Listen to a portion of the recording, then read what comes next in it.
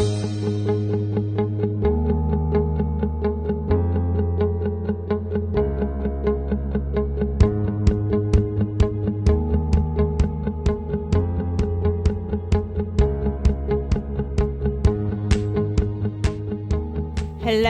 everybody. Hey, how's it going? Woohoo! This is exciting. Oh, hello, online audience. If anybody is online, great to see you. And wow, we had an amazing event yesterday. So yesterday we actually had the event where we had adults sharing their stories. So similar to today, we had adults sharing their stories about what it's like to live with a mental condition. We also had family members and friends sharing their experience of actually living with a condition. And is that me? Am I up? I think so. Yes, ma'am, that's you. You're ready to go. We are ready to rock and roll. So first of all, as Trent shared, this is the inaugural event. So yesterday was the adult event and today is the youth event, where we are speaking out about living with a mental condition. I will share a little bit more of my story as we go through this presentation. So are we ready to rock and roll? Yay! Okay, let's see if I can get this mouse to work. I had challenges with it yesterday. So we're going to start off with a video.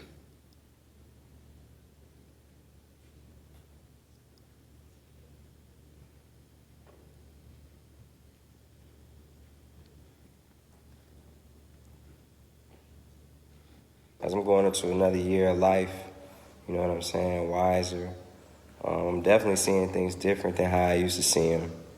And I just wanted to speak on it and share, because a lot of y'all need insight just like I do and probably felt similar too. But, around this time last year, around my birthday, it was good for me, but it was wild for me too because I felt like something wasn't all the way connecting with my energy. I'm big on energy. And I wasn't feeling like myself, and I couldn't figure out why, So what I did was I stepped back from everything I was doing, everything I had going on, because somewhere in the middle of it, I just felt lost, you know what I'm saying? And I didn't know how I got there. And I've been meditating since I was 17 years old, and, that helps with like anxiety, depression, all those things that I felt in my life, but it wasn't doing it all the way for this, so I knew that this required some special attention. So what I did was I started therapy, you know what I'm saying? I got a good therapist, you know what I'm saying? I was blessed enough to talk to some super spiritual people, and they made me realize one thing that I was missing in my life, and one thing I was missing was clarity, you know what I'm saying? I needed clarity, and clarity about who was around me, what I was doing, even the music, which is like my happiness, my joy, that was always an escape for me, was starting to feel like a burden, it was starting to feel like a job. The relationships around me, people I was growing up with, I had like a lot of toxic relationships around me. Even the relationship with my mom was like getting to a point where we wasn't talking like that. And it was just weird, because that had never been like that with me and her. So I realized that it all started with me, and I had to analyze myself. I couldn't point the finger at anybody else. I had to put it in myself and, nurture those relationships that were important to me, but most importantly, nurture the relationship with myself. I started realizing that, you can't give or depend on somebody for love or a good time and all that if you can't give it to yourself, dog, right? So, I started doing things by myself or just doing things I never thought I'd do, like going skydiving, just whatever I thought was fun, just doing it, right? And in the midst of that, I definitely rediscovered myself and, found a whole new energy and me being the source of it, not somebody else. You know what I'm saying? And now I started getting back to making the music, and it started being fun again. And I'm making the best music of my life. You know what I'm saying? I started nurturing those relationships that were important to me, and putting that time into that unconditional love. That conditional love is cool. that money, that instant gratification, but your foundation, what you stand on, and everything else goes, is that unconditional love. So, hey man, put the energy back into yourself, be clear about what you want to do, who you want to do it with, and just know that it all translates to happiness, and it feels good to be back at a higher level. Okay, does anybody know who that was? I think his name was on the first slide. Any of the young people know who that was? Big Sean, a rapper. I don't know who he is, but he's got a great message. And so listening to his message actually made me think about like Michael Jackson and the man in the mirror, and change actually starts with you. And that's what he learned. He had to learn to love himself. So I want to just take a pause and share with you that there is going to be many of the speakers sharing their stories. So you may feel triggered by the stories. And there is a Sandy Birchfield and her team from Family Life Counseling Center. In your program, there is I think it's on the second page, there is a text number there that if anybody feels like they need to go and step out and get help, then please just text that number and somebody will be there for you. And then there's also a disclaimer, which I understand didn't get into all of the programs. So I want to make sure that we are legally saying what we need to be saying, and that the information shared during this event and the resources available are not intended as and shall not be understood or construed as medical or health advice. So unless the person actually states that they are a medical professional or a licensed mental health professional, we always advise you to go to your healthcare provider, whoever that is, to ensure that before you start to do anything, that you actually speak to them first of all. So we're ready to go on a journey. Yes, we are ready to go on a journey. Okay, so what I would like you to do, for those of you, wherever you are watching this, I want you just to take a moment and look at yourself. Look at the people around you. Just look at yourself. Look at your body. Just take a moment. Look at yourself. I have a question. Does anybody here see a headless person? No? Absolutely not. And wonder why that is. It's because we are one body, right? We are connected. And so why is it that we find it difficult to talk about issues from here to here, and it's okay that we talk about issues from here to here? It is actually amazing because at the end of the day, we are one body. Let me make sure I'm going the right way. There you go. So we are one body system. And as you can see from this, we are a complex system. You will see that in the internal organs, they're all connected. And you see that the brain is actually connected to the gut and the stomach. So isn't it amazing when you feel fearful or you're anxious, you get those butterflies in your stomach? It's because we're all connected. Look at the circulatory system, the nervous system and the muscular system. We're all connected. So why is it that when it comes to mental health that we talk as though we're disconnected? And so we are here. You are all part of this amazing event where we are really taking a stand to end the stigma of mental health and change the conversation to brain health. I did it again. Okay.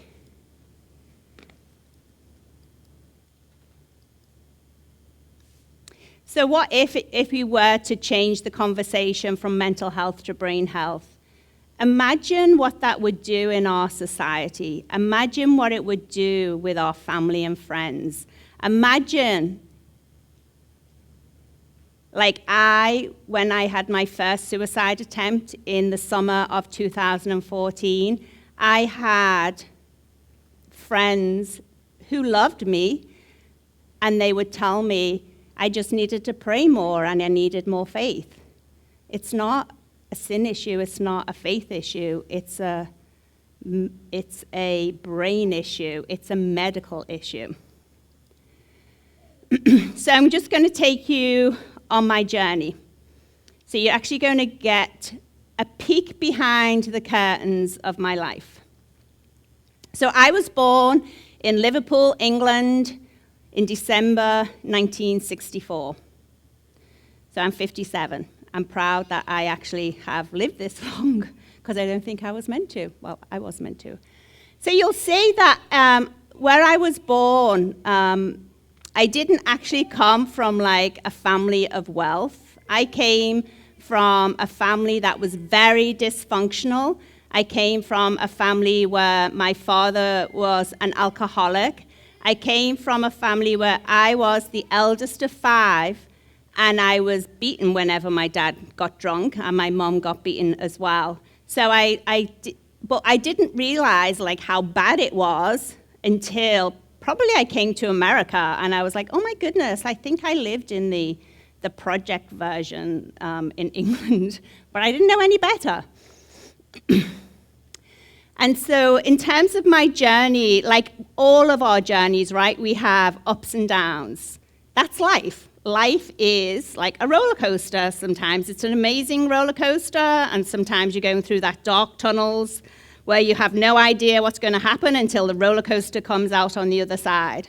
So there were many, many triggers and events in my life that led to both my first and second suicide attempts. And this just is some of the highlights. What I'd like to point out, though, is in 2014, after my first suicide attempt, I was actually diagnosed with major depressive disorder and generalized anxiety disorder. And so for the longest time, actually up until last week, I would say that I live with major depressive disorder and generalized anxiety disorder. And I just want to give a warning now, because I'm going to play a audio. The audio is actually of a voicemail that I left to my dear girlfriend in August of 2020, so just 2 years ago. Need to call me back, thank you. Just calling to let you know that I'm still not in a good place, so still need your prayers, please. We moved into a rental house. It's just all a bit of a nightmare situation, to tell you the truth. But we've moved into rental, and what else can I tell you? Moved into rental. I'm still just staying on the sofa most of the day. I can't see beyond this at all. I appreciate and cherish your prayers, and thank you for just being a friend. Not just being a friend, but for being a friend, and for your faithfulness as well. As I said, please, no need to call me back. Took me all the courage to make this call. Love you, and hopefully get to speak to you sometime in the not too distant future. When I call again, I'll try and call again. It's about 4:15 on Monday. I thought you may be finished from work. I don't know what your work schedule is. All right, I love you. Take care. God bless. Bye-bye. So that was on the 31st of August, 2020. And you can see how that was a medical issue, because when you're under stress and when you're in a depressed state, it actually affects like your vocal cords and like the way you are able to communicate. On 24th of September 2020, so just 2 years ago, yesterday, I attempted suicide for the second time.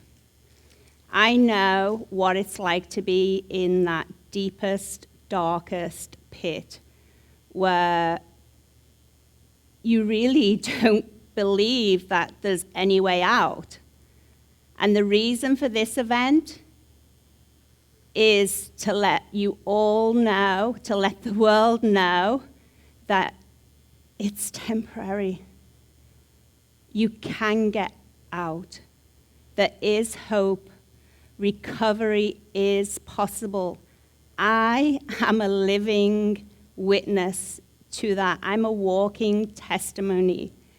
And you know what? It breaks my heart so much when I hear that people have actually died by suicide. It hurts my heart so much because I know how they felt. I obviously don't know exactly why they did it, what was going through their minds. It hurts my heart because of the stigma that they think that this is the only way out. For myself and for those who have attempted suicide, you will hear us say that, honestly, we really don't want to die. We don't. We just don't know how to live anymore. And we feel like that's the only way. On September 24th, 2020, I got my little Kiara Lara, who actually had to be put asleep last Monday, believe it or not. I got on the sofa with her and I hugged her and I said, Kiara, let's just wait and see how long it takes me to die. I really didn't want to.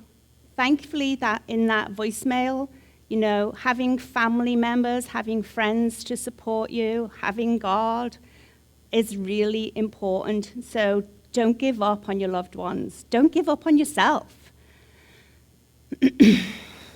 So this is my journey, and this is just in the last 2 years.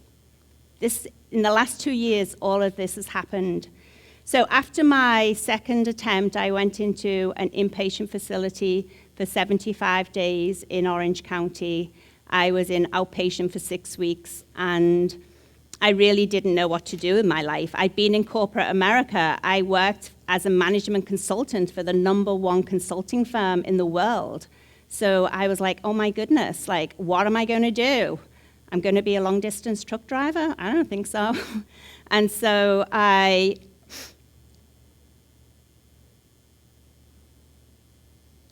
took a moment to really, you saw on the last slide, to surrender.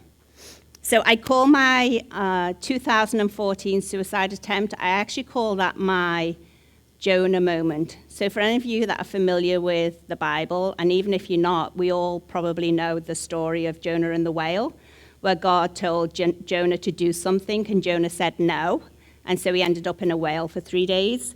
Well, I call my Jonah moment 6 years in corporate America. So I heard the Lord in September of 2014 tell me mental health advocacy, and I was like, absolutely not. No way, I'm not doing that. I don't want that label, I don't want that stigma. But I did actually say, I said to God, you know what? I'll be light. I'll be light. I will not live in shame. If anybody wants to talk about it, I'll talk about it. But I'm not going around like I do now with my car wrapped. I'm not going around with a banner saying, hey, you know, this is what happened to me. And in April 2020 was my Job moment where everything got ripped from underneath me, and God used many different situations to wake me up and say, what are you doing? So in April of 2021, I literally stood there in my office bedroom, and I said, Lord, I have no idea what this is going to look like, but I know you do. I have no idea what mental health advocacy looks like, but I know you do. So, okay, I'm going to step out in faith, I'm going to be obedient, I'm going to trust you, and I'm just going to do it. Fast forward, April 2022, I'm now selected as a national speaker for the American Association of Suicidology. It's like, you can't make this stuff up, right? And so I'm just on a mission to change one person. For me, I don't look at numbers. I don't look at how many people are following me. I don't look at how many seats are taken in the theater. I don't look at how many people are looking at this online. What's really important to me is that one person that needs to hear this. What's really important to me, it's just about the one. Because you know what? When the one gets it, then they tell others, who tell others, who tell others, who tell others. So it's that ripple effect. So that's what it's about. And you are all part of that ripple effect. And maybe you are the one here today that needs to hear this. You may actually be thinking about taking your own life. And you know, look at me. You're here for a purpose. You're worth it. You're here for a purpose. You're on this earth for a reason. So I introduce myself these days as Elaine, Sept, a brain health warrior and a mental health crusader. So this is a definition of a warrior, somebody who really wants to be at the top of their game. So what did I do? Just this year, I became a licensed brain health trainer with Dr. Amen. Dr. Amen went into psychiatry after he was in the military. And he said, why is it that for psychiatrists, we're the only medical field that does not get to look at the organ that's sick? So a cardiologist looks at the heart. A pulmonologist looks at the lungs. You even have cosmetologists who look at skin and face, but nobody looks at the brain. So he wanted to make a difference. And he is doing, and I am part of his team of brain health warriors to make a difference. And you'll see from this image that it's not just about the brain. Remember, it's biological, psychological, social, and spiritual. And when I say spiritual, yes, I am a Jesus freak, and yes, I believe in the Trinity, and I believe in the Lord my God. But I know that not everybody else does. But even in AA, in NA, they talk about having a higher power. They talk about, okay, where are you getting your source of strength from? Because it's not about you. So these next few slides are from a program that I am trained to deliver. And it's specifically chosen these for this audience because the audience is a youth audience. And it's from a program called Brain Thrive by 25. So I'm going to quickly go through these slides just to give you a taste, and I'm hoping that it really speaks to the parents in this audience to see how and why the youth and teens are acting the way that they do. And for the youth in this audience, I hope you get to see the importance of loving your brain and not just following the crowd. So when your brain works right, you work right. So these are pictures of a healthy and unhealthy brain. If you have a healthy brain, you actually live a longer, happier, prosperous life. And I say that because you can make right decisions because you've got a healthy brain. If you've got an unhealthy brain, you're less successful, basically. You're sadder, sicker. These are pictures of brains. We can get pictures of brains these days. The whole field of neuroscience and neurology is growing so much. What we know today was nothing what we knew even 5 years ago. So I do believe God is in it. I believe God is in science. Like, he's over everything, and he's revealing little things at moments in time to help the doctors and the specialists help us. So this is a picture of a healthy SPECT scan. This is a type of scan. It's the surface of the brain. It's super smooth. It's super healthy. And this is one of an unhealthy brain. These are not actual holes in your brain. What they are is areas of low activity where your brain's basically not working. So I recently went for a SPECT scan because I fell over, stumbled when I thought I could play tennis after 40 years. So I fell over, split open the back of my neck, my head, and so I was like, okay, this is a good reason to go and get a SPECT scan.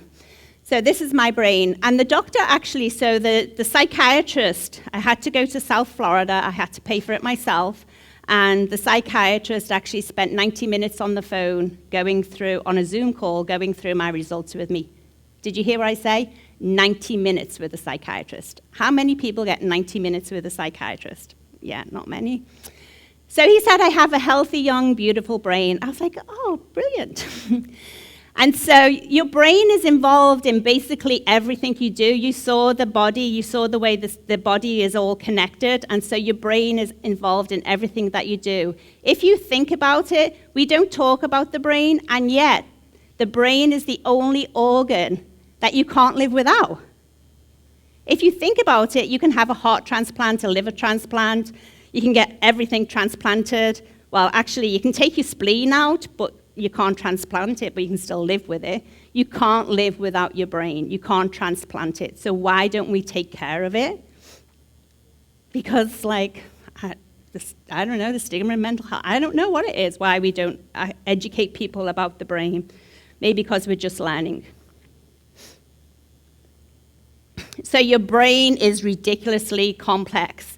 And so it's involved in everything that we do.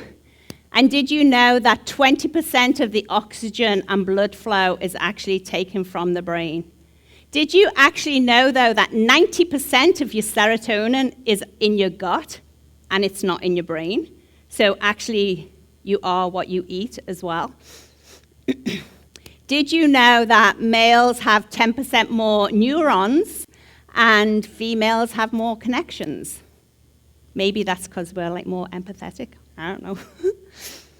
Did you know that even though you're classed as an adult at the age of 18, you are not actually fully developed in your brain? Did you know that your brain actually develops from the back to the front? And it's actually the prefrontal cortex, the part of your brain that makes all the decisions, that develops the last. Did you know that there's nothing that is normal? We talk about normal, but what really is normal? Normal is a setting on a dishwasher or a piece of laundry equipment. It's a place in Illinois. I challenge anybody to show me a picture of a normal person, because everybody's got issues. Did you also know that you're not stuck with your brain? In the past, we used to think what we were born with is what we had. Now, through neuroscience and all the new revelations that we're having, is you can actually change your brain. I've seen evidence of an 80-year-old brain actually changing because they did some simple things like drink more water, eat more healthy, do exercise, sleep well. Why is it important? So some of these statistics are pretty amazing and frightening and illuminating all at the same time. 50% of students with a mental health issue will drop out of school. 65 to 75% of jail teens have a mental illness or a brain injury. We need to be educating our youth about the importance of loving your brain.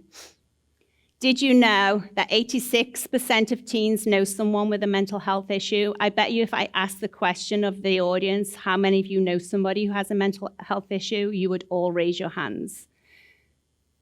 Did you know that over 84% say there's a stigma surrounding mental health? Did you know that nearly 50% of teens have actually contemplated suicide? Did you know, because you have a lack of prefrontal cortex control, which is basically the front of your brain, did you know that as a youth, if you're younger than 25 for females and 28 for males, that's the reason why you can't make the right decisions? That you are driven by your emotions and not by logic? Did you know that peer pressure doesn't just come from peers, it actually comes from yourself? How many of you actually think about what people are thinking about you? Did you know that at the age of 13, you're actually thinking more about what people are thinking about you? Did you know that by the age of 40, you actually don't care what people are thinking about you? And by the age of 60, you realize that really nobody was thinking about you. And you've wasted your whole life wondering what people are thinking about you. Did you know, and I know we've all heard it, but multitasking is actually not good for your brain and doesn't work? Did you know you can only focus on one thing at a time? And listening to the right music helps and the wrong music doesn't help? Did you know that most of our teens are using social media and it is really destroying them and it's destroying their brains? Did you know that these are the things that actually rob you having a healthy brain? Lots of different things rob your brain. Did you know that it doesn't take medication all the time, depending on your personal situation, to improve your brain health? There's lots of things that you can do to improve your brain health without taking medication. Here's a picture of a healthy surface of the brain, and here's an unhealthy brain because of drug abuse. You might think I'm not taking drugs, but if you smoke, you are taking drugs. If you eat too much sugar, you are taking drugs. Your brain knows no difference between sugar and a drug. It just gives you the same high as another drug.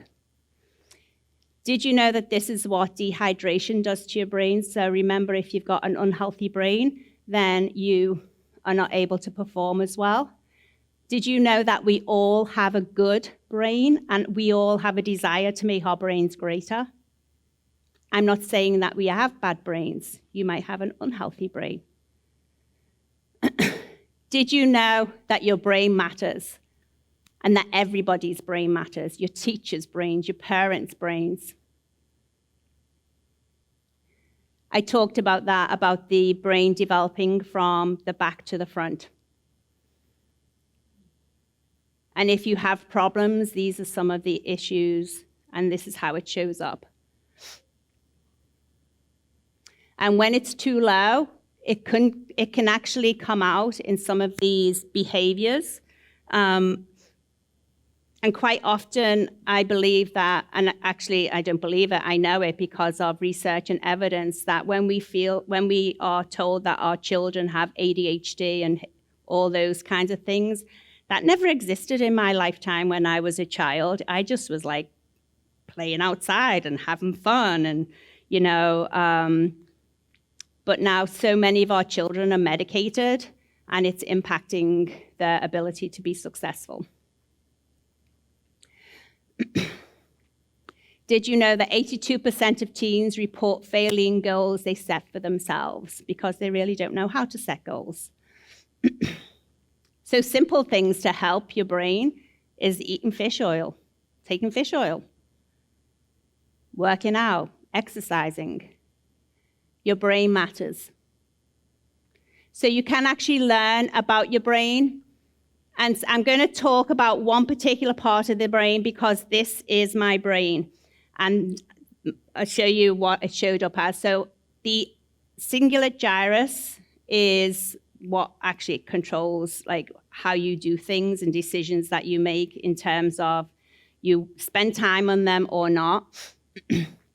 And if you have problems with your overactive cingulate gyrus, it shows up in these different ways. So for me, what that means is I can get stuck on things and I can keep saying no until like the cows come home. You can't convince me to change. It shows up like I could ruminate and just keep going round in circles and never going anywhere. So here's my brain, the inside of my brain. I don't have major depressive disorder. I don't have generalized anxiety disorder. I do have an overactive cingulate gyrus. For me, at the moment, that means that I do have to take medication, but I also have to drink water more. I have to exercise more. I have to sleep better. So the things that I have to do in order to make my brain more healthy. You'll see that this is actually, when I was having my consultation, this image is from the results, and the yellow cursor actually shows that if I had a red mark or a white mark in that area, because that shows overactivity, that I would have had PTSD. But because I didn't, I am overactive, which shows up in anxiety. So you may have an overactive singular gyrus, and it might be like why you hear things like, don't tell me what to do. I'm sure nobody says that to their parents. The real reason for not doing drugs is it actually damages your brain. If it damages your brain, it means you don't function well. Marijuana damages the brain, and if you use it before the age of 25, it's actually worse. Most teens don't use drugs or alcohol for the first time because of peer pressure.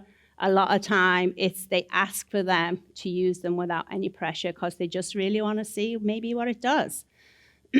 A healthy brain. This is your brain if you're taking cocaine or meth. This is your brain if you drink alcohol and take heroin. Alcoholism and alcohol is like the #1 cause of death. Here's your brain if you're taking marijuana. So really you have to think about what brain do you want? Do you actually want to? So most people say, well, I take drugs because, they make me feel happier, they make me feel better, but really it doesn't. Like sugar, as I say, is a drug. Why shouldn't you take drugs or any substance abuse? Because it changes your brain. Lots of things hurt your brain. I know sleep is a problem with our youth. Sleep is super important. I know sleep is a problem because youth will tell me that they're up in the middle of the night on their cell phones, and I challenge them to go one night without their phone, and they freak out and like, well, you're addicted to it. But you need to sleep to change your brain, to change your life.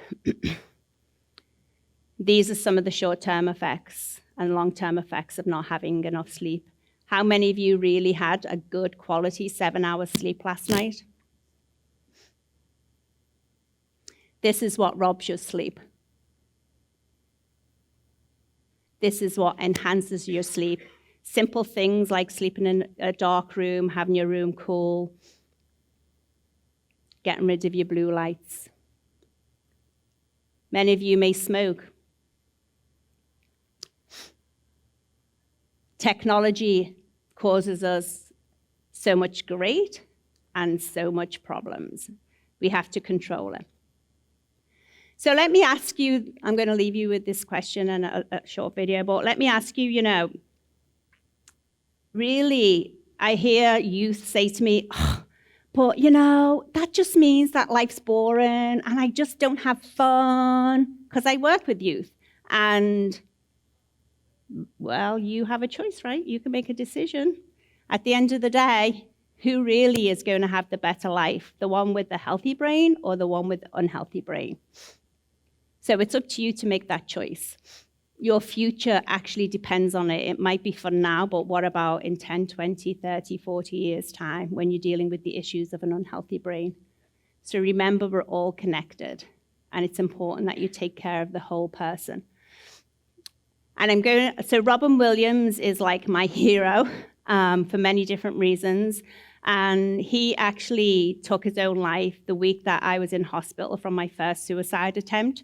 So I'm going to leave you with these words. It's like a minute long, and then I'm going to call up our first speaker.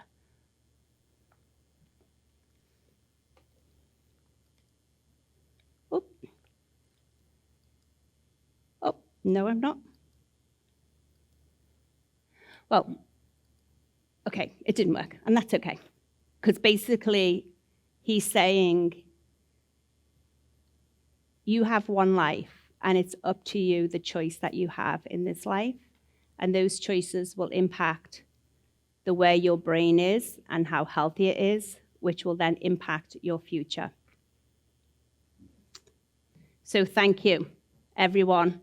So I can say to the youth, I couldn't really say this yesterday to the adult audience, like, you can follow me. You can use hashtags, because I know that works with youth more than adults. So thank you all so much. I hope that gave you an insight into brain health. And I am actually going to take you to our first speaker. And our first speaker is Banks Healthridge. So come on, Banks, you should have programs that tells you all about our speakers, so give Banks a round of applause. Woohoo! Good job, Banks. You're not using this, are you? No. Okay. Everybody, take out your phone, please. Yeah, we're super late. Yes. Take out your phone, Jeez. and I want you to go to messages, and I want you to text somebody, anybody you have not talked to in the last week or beyond, and I want you to text these 3 words to them. How are you? And when you're done with that, turn off your phone and put the phone away, because we're going to get to that later on. All right? How are we? Are we to how yet? How many are to how? No. How many are to H? No. How many are to just opening up their phone? Good. I see you all are still texting. Go ahead, just text, how are you, to somebody you have not talked to in a week. While you're doing that, I'm just going to blow up this balloon real quickly. All right? Good. When I see all the phones are down, then I'll know it's done. We don't talk about Bruno. And I'll try to sing that song, too, while you're doing it. You all done?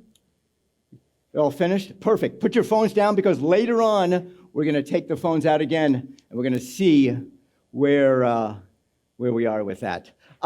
My name is Banks. By hands in the air, how many have ever heard of me before? And be honest, if no one has, that's great. Wonderful. Oh, wow. Ooh, How do you all know about it? Did you read my Facebook message page or something? No? You just know me, right? Oh, all right. Elaine. Oh, no, over here. Denise did. So no one else knows who I am, what I do. I do work with balloons a lot. I am actually an entertainer for kids, or people who can be 5 years old or think that they're 5 years old. So I am a performer for young kids. I'm also doing some other things too. Let me continue blowing this balloon up. Do you ever feel like during your day you're about this big inside? Get this much pressure on you? All right? We're going to go a little bit farther. How about this? Is this about 11 o'clock or is this 9 o'clock for you all? 10 o'clock? 9 o'clock. Good. All right, wonderful. Are we up to about 2 o'clock now? 3 o'clock for you all. All right, good. We're going to keep going until I pop this, okay? Just so you know, I'm going to give it to you at the beginning. We're going to actually end up popping this. Where are you right now with this? What day? What? Today, where are you with this? You're not there, are you? All right. Where are you now? Anybody? 6 o'clock? 7 o'clock? 7 o'clock at night? Oh, nice. Wonderful. Anybody? 10 o'clock? Second period in high school? Can't deal with Miss Belloc? Geometry? Anybody? No? Wouldn't it be great if we got to this point and we just did that?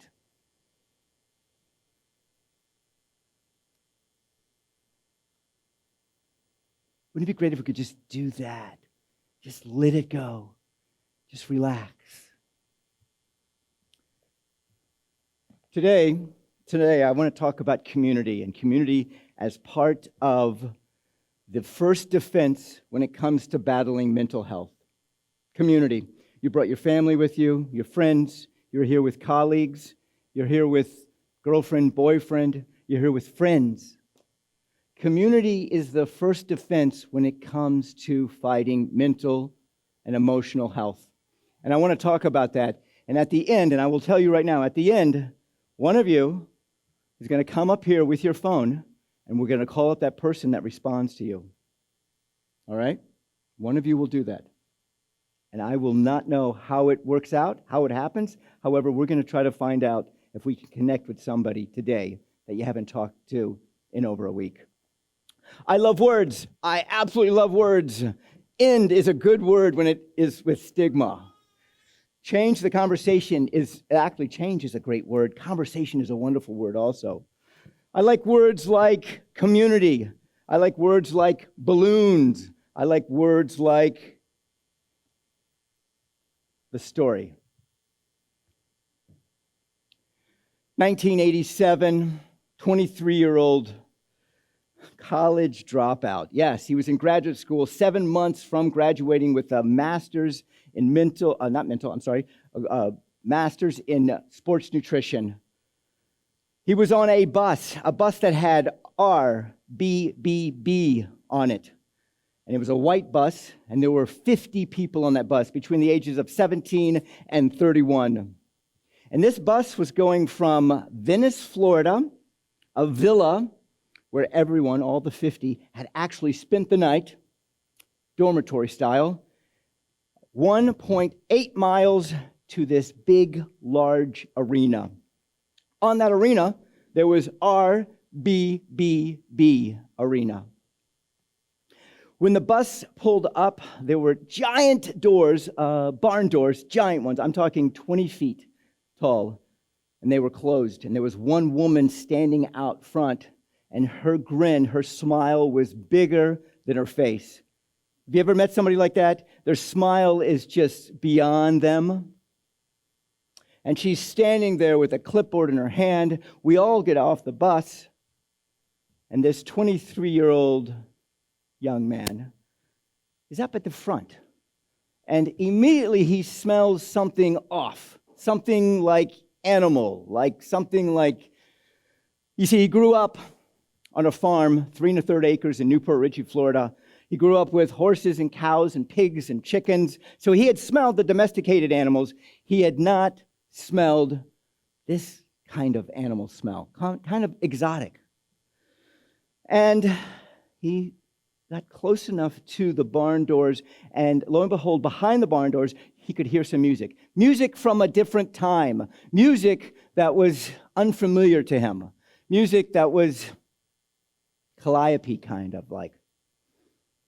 The 50 of us were standing there. We were ready to go in. The woman with the grin beyond her own face said, "Hang on, we're almost ready for you." The bus pulled away and left, and we're just standing there. Pretty soon, someone behind the door says, "We're ready." And the woman with a grin says, "All right, everyone, I want you to walk in, and I just want you to enjoy."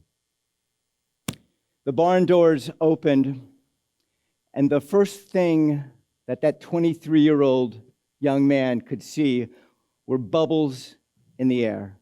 Floating bubbles. This is way before there were bubble machines. However, these bubbles were everywhere. I mean, everywhere. It was like he was underwater. It was like the sea. The stench of that animal smell got deeper and stronger, and he's got a pretty good nose, and he could not figure out what that smell was.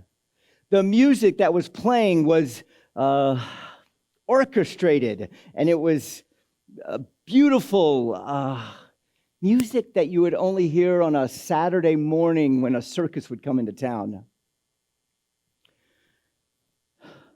Along the side, there were racks of costumes. Greens were the biggest color. Yellows, oranges. There were racks of shoes that were giant.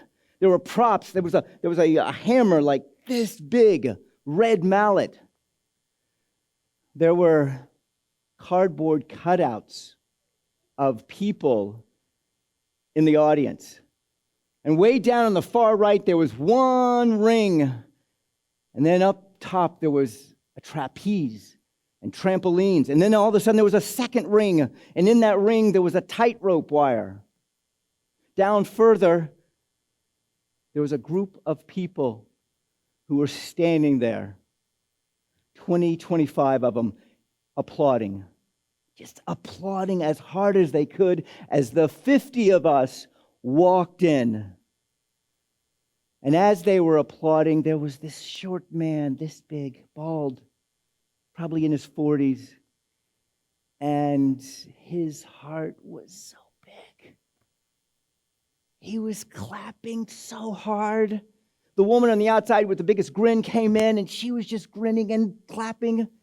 Everybody was supporting the 50 of us as we walked in the room. They told us to sit down, and as we sat down, they continued to applaud. And they continued to applaud for the next 5 minutes. And then the short, bald man with the big heart opened his mouth and said, "Welcome to Clown College." That 23-year-old man is me. A 23-year-old man felt community, saw community, had people that he worked with together. He ended up going, and I'm going to change it to I now, so he to I. I ended up being on the show with Ringling Brothers, Barnum and Bailey Circus. And we were a community of 300 that lived on a train. My room was about the size of this pedestal, that way. We went into cities, and we were a family, a community of 300 that performed and then got back on the train and went to our next destination.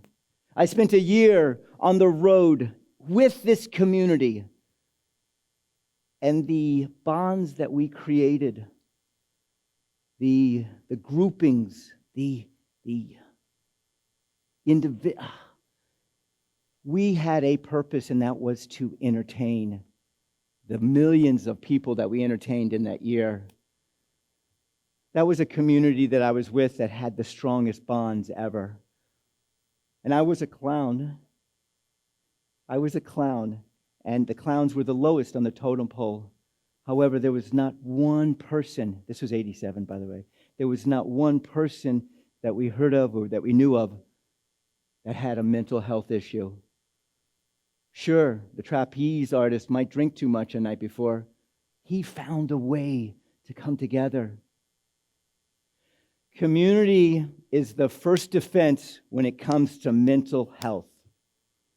So, story's over. Take out your phones. Please. And I would love one person to volunteer. If that person texted you back, volunteer to come up here. If not, I will text one of you right now. Anybody? Who would like to? You with "Thank God" on your shirt. Did somebody text you back? No. What is your phone number? Wait, not so fast. What is your phone number? 954-275-5097. How are you?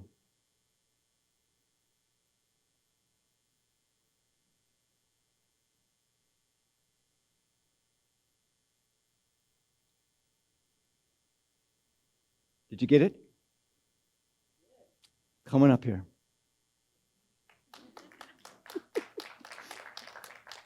Oh, come on, you guys can clap more than that. If you want to go up, or yes. Actually, you know what? I will come to you.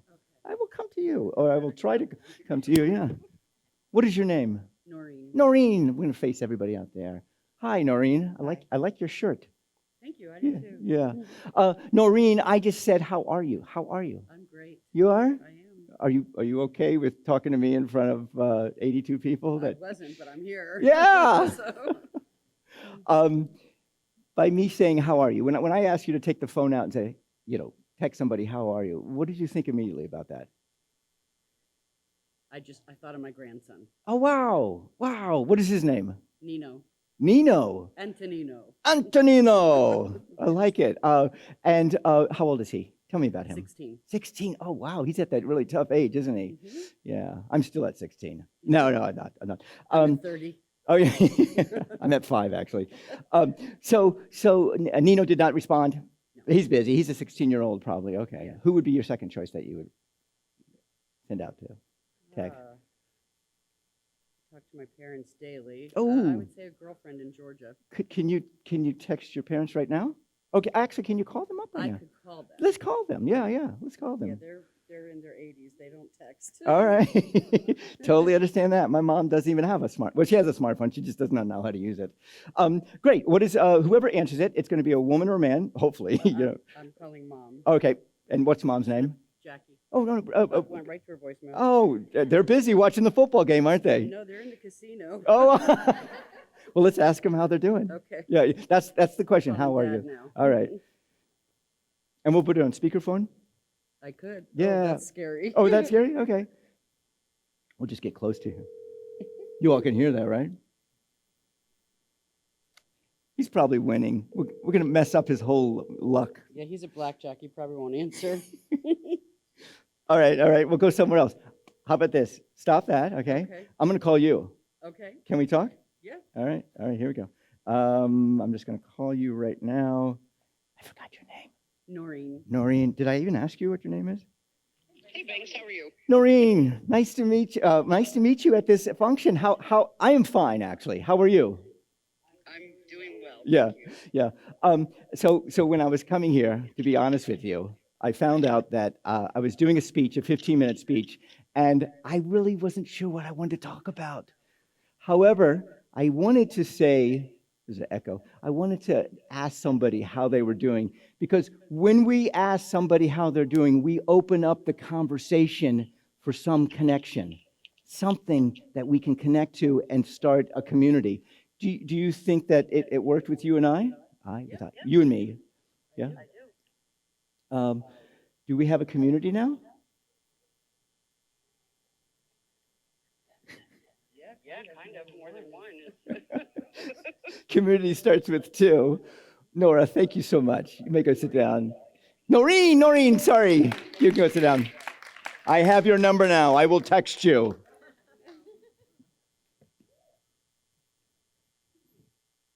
Creating community. I'm almost done. 2 minutes? All right. 3 minutes? All right. In every high school in Lake County, there is mental health liaisons. And these mental health liaisons are there for our children, for our grandkids, for our kids, for our students. And now with Jumpy Shane, the rapper that was out there.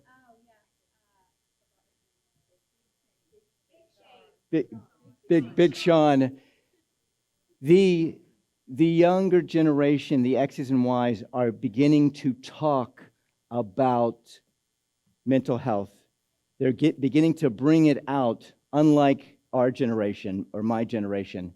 And by them shouting out, artists that are talking about it, high school students that are in need of this type of community, has made it so we need to follow.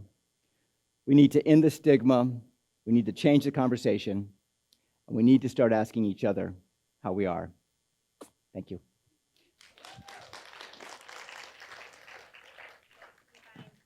Thank you, Elaine. Yeah. If only it was that easy, right? Yeah. Thank you. I'm going to leave you with a couple, so if you want to use them for props. Thank you. Yeah.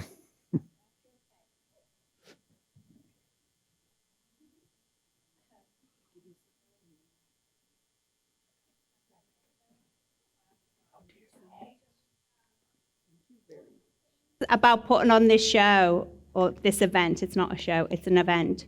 One of the things about putting on this event was I had the idea to do this last year, and I was going to do it under the banner of This Is My Brave. And I had a conversation with Joe Zyler because I needed to raise $10,000 for the license fee. And he said, just put on your own show. I was like, okay, I'll do that. I come from corporate America. I kind of know how to put on events. Never done this kind of event before, though. And I was like, where am I going to get my speakers? Because I don't want to audition anybody for a show, an event that's talking about mental health. Because if I audition some people and I say no, I have no idea what's going to happen. And so literally God brought every person, every speaker has come into my path. And so remember that every person does come into your life for a reason. It might be for a day, it might be for 5 minutes, it might be for a lifetime. But there's a reason why there's a connection, and there's a reason why you meet people. And Sandy is one of those people. So I met Sandy actually through her daughter, Brintley, and you're going to hear from Brintley today. So I am part of Be Free Lake. I'm a contractor with them, and we go in the Lake County schools doing You're Not Alone, helping students know about mental health. And Brintley was there at the graduation ceremony for her supporting her sister. And Brintley, you'll get to meet later. So she connected me with Sandy. And I was like, oh my goodness, I didn't know anything about like what you do, Sandy. And fast forward, here we are today. Sandy, welcome. Yay, let's everybody give Sandy a round of applause. Yay. There we are. Okay. So thank you, Elaine, for having me. I'm not usually a speaker. I'm a listener because I'm a licensed marriage and family therapist. So hopefully I do okay. I'm going to tell you a little bit about my background and why this is so important to me to be here for Elaine and for speaking out for mental health. So I live by the same mantra. If you guys were here yesterday, John Tompkins and Joe Zeiler mentioned this, and it was already in my notes to kind of mention for myself, was when one has the ability to help be part of the change, sorry, I'm going to cry, then one has the obligation to be the change. And I'm one of those.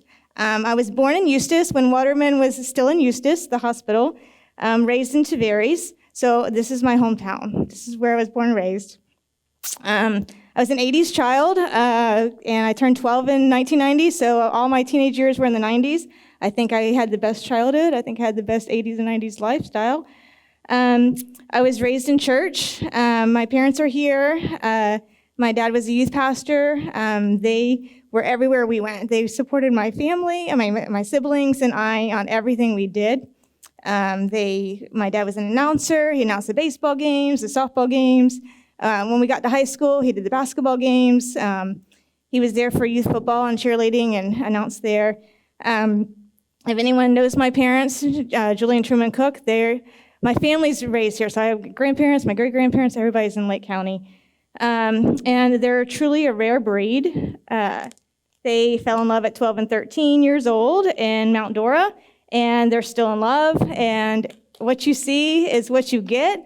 Everything that you see on the outside was what we saw in our home. So this world of mental health and mental illness was not, I knew nothing about it growing up.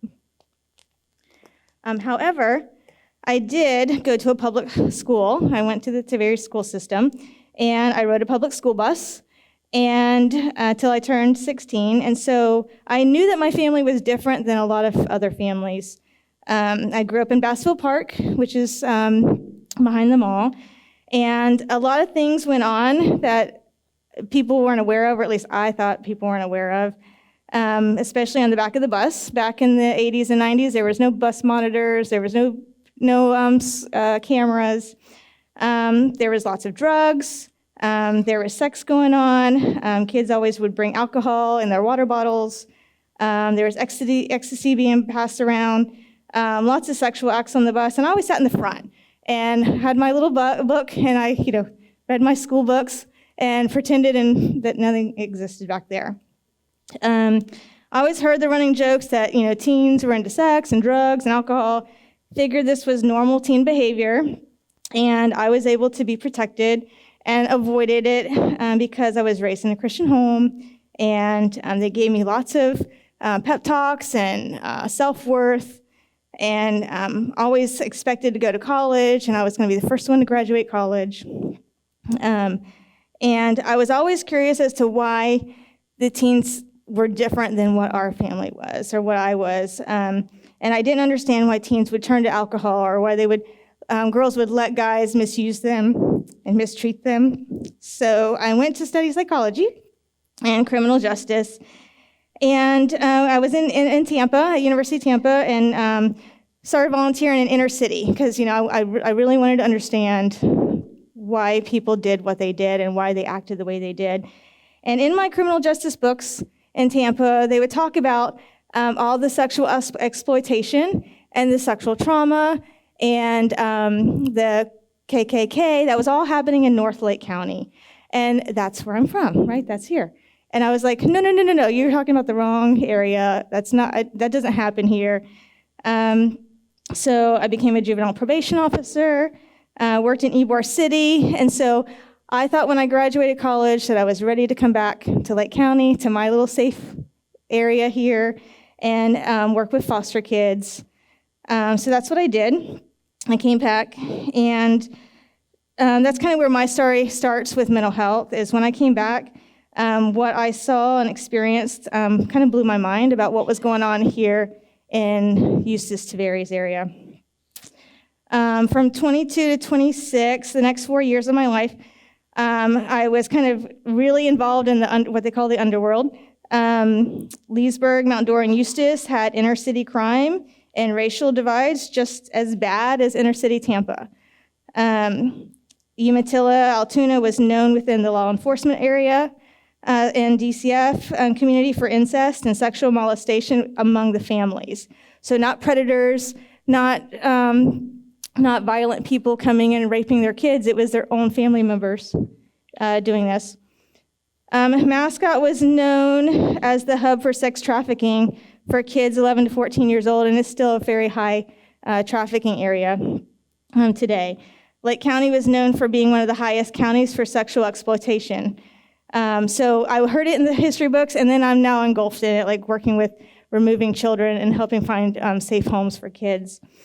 So then what kind of threw me off kilter was I started seeing my own extended family and realizing that they had significant mental health issues too. And that things that my parents kind of protected me from, I think. And it wasn't until I started seeing them in the courthouse and I started seeing them on my desk with their kids coming through the foster care system. Things that I, again, didn't know was here and had been going on all along. During this time, this is the early 2000s, mental health services here in Lake County was non-existent. The only thing here was a few private practice mental health counselors that only took full rate private pay, or life streams. And if anybody knows anything about life streams, it is a community-based agency. It's primarily meant to be a Baker Act facility, and it's a short-term hospital. It's not meant to be the outpatient mental health counseling services. However, it's the only thing that we had. And it was failing miserably at being able to help the mental health needs of our area here. This is also around the time when the little 6-year-old girl, Kayla McKean, had been killed by her dad in Claremont, and we became on the national news for that. We also became on the national news when the little 2-year-old Trenton Duckett died, and his mom was the primary suspect, and she ended up dying by suicide. So this is all during this time when I'm in my 20s, and I'm like, God, like it's hitting me, like we need more stuff here, we need more help. Like what's going on? Is nobody listening? Is nobody paying attention? So I was shocked. I didn't realize I was having my own secondary PTSD trauma because I hadn't experienced these life and death situations, but now here I am on my job doing it day to day. I knew there had to be a better way to handle this. It couldn't be happening in my own hometown. There was a lot of disconnects because in Lake County, most people were Republicans, most people went to church, most people believed in God.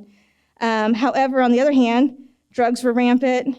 The tolerance for kids and teens to be molested and abused by family members was okay. It was kind of like shoved under the rug of like, oh, they're just being kids do that, and teenagers just mess around. And I think what frustrated me most was the churches, not just one, but multiple churches would protect the sex offenders and the perpetrators because they were good people with a mental illness. And we got to be able to take care of the mental illness and the children that are being affected by that. But there was a lot of people protecting the offenders. So I began to pray and say, God, like we need more mental health counselors here. We need real professionals to come to Lake County. We can't keep sending them to Orlando and to Gainesville and Tampa. Instead, he responded to me and said, remember the dreams you had as a little girl to be a child psychologist? I've called you to bring mental health awareness to Lake County.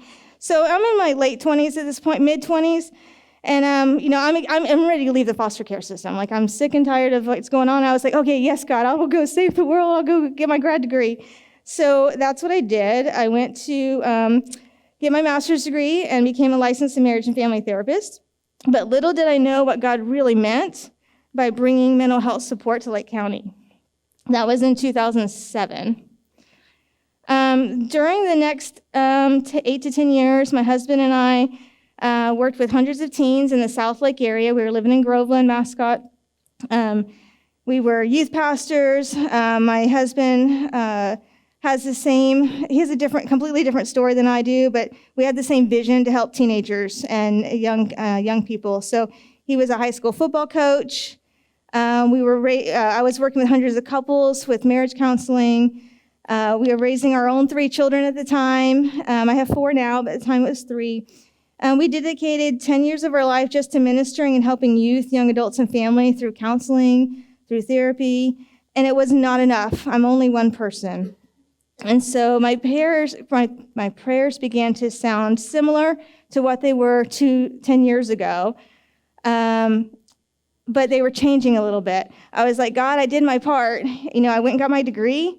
I'm providing mental health like you told me to. Looking after victims. I'm offering free counseling and pro bono to foster children. I'm living by the scripture, James 1:27, that says, religion that is pure and undefiled before God is this, to visit the orphans and the widows in their affliction and to keep oneself unstained from the world. And it wasn't enough. I needed support. Not just me, but others in this area needed support. And God kept responding to me and telling me the same thing he told me back in 2007. He's like, I called you to bring mental health awareness. You're going to bring this, and I will bring the mental health professionals, but you have to build the practice. And I was like, oh, no, God. Like, that's not me. Like, I can't, do you remember where I come from? Like, my family's the what they call, lower middle class, working poor. We don't know anything about business. We don't know how to be responsible for other people's livelihood. I don't know how to be responsible for someone else's livelihood. So I wrestled with God several years over this. And my husband was also not convinced either. He was like, no, I'm staying in the school system. So we kind of wrestled back and forth for a couple years. But my desire continued to grow stronger for the mental health of Lake County, and continued to see the mental health trauma that was becoming more and more evident, not just to me, but to just the general public. So many needs. And so the phrase that I mentioned before at the beginning became louder and louder in my head. If you have the ability to change, if you have the ability to help change, then you have the obligation to be the change. So I began to pray and ask God to speak to Donnie and that he would see this too. And eventually he did. And so we went on the track to open up a Family Life Counseling Center. So it took about 7-8 years to do that. In 2016, we formally opened and created Family Life Counseling Center. Initially, it was in our church in Groveland, within children's church rooms and the pastor's office that I borrowed. And since then, we've opened up our Claremont office, which now has 12 therapy offices, and 3 children's sensory play therapy rooms. We opened up in Mount Dora, and then had to move to Tavares so that we would have additional office space. And now we have 8 therapy rooms there, with child sensory play therapy rooms. The week that COVID shut down everything in March 2020 was the same week that we decided to open up in Lakeland and Auburndale, because the need in Polk County is just as much as Lake. We now have therapists in almost every Lake County public school, and we are contracted with Lake County schools to provide mental health counseling to students, as well as many private schools and daycares. We serve as one of the primary referral sources for Kids Central and for Heartland, which is the foster system in Polk County, for trauma-based therapy for foster children and teens. We have close to 50 therapists, and yet it's not enough. So I used to I used to pride myself on us not having a wait list and getting clients seen within 2 to 3 weeks. And as the therapist became full, I would just go hire another therapist. And we trained graduate students from over 25 different universities around the country, as well as Florida. This year, we hired our first psych nurse practitioner who is now able to prescribe meds. And his job is to help us wean clients off of being over-medicated, as well as help the family doctors in the area. That's not their area of expertise. And so bringing in nurse practitioners who can help with the psychiatric care. Since COVID, the need for mental health has quadrupled. We can no longer serve the mental health needs alone.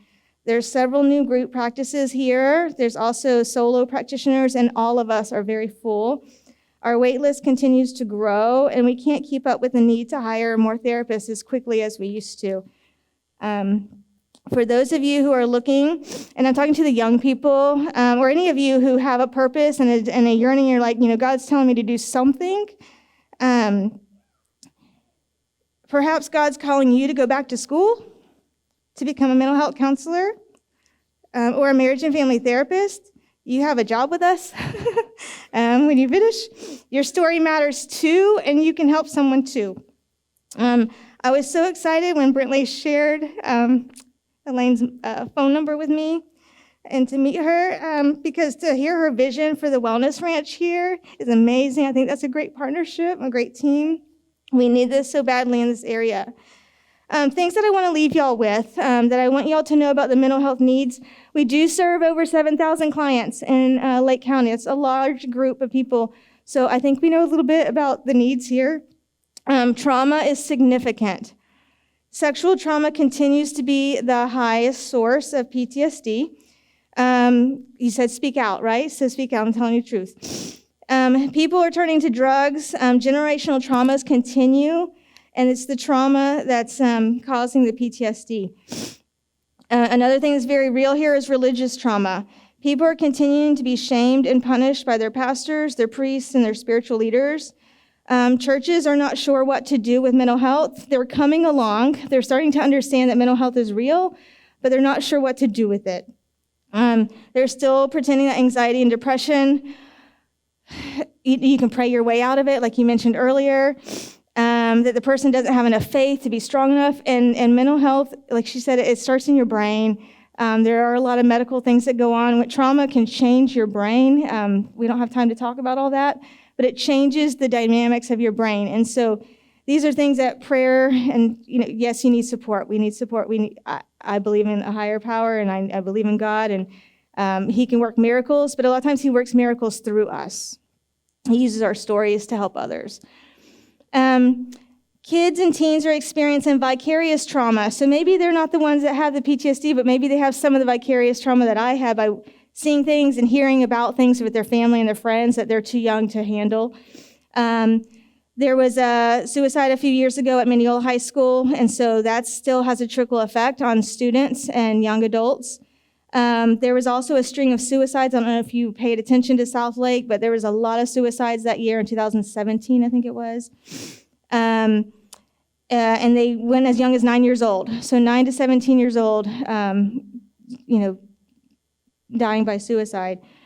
This year alone, we've had multiple families who have suffered trauma, not just by one, but both parents, within days of each other. One of those would have been a natural cause. The other one was by suicide.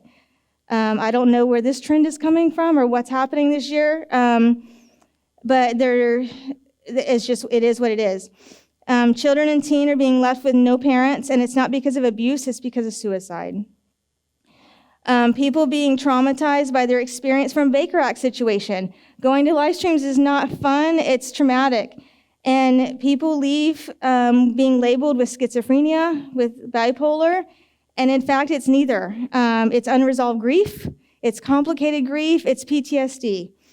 And there's a cause of over-medication for a disorder that they didn't have. Newsflash, this is a reality check, less than 1% of the US population has schizophrenia.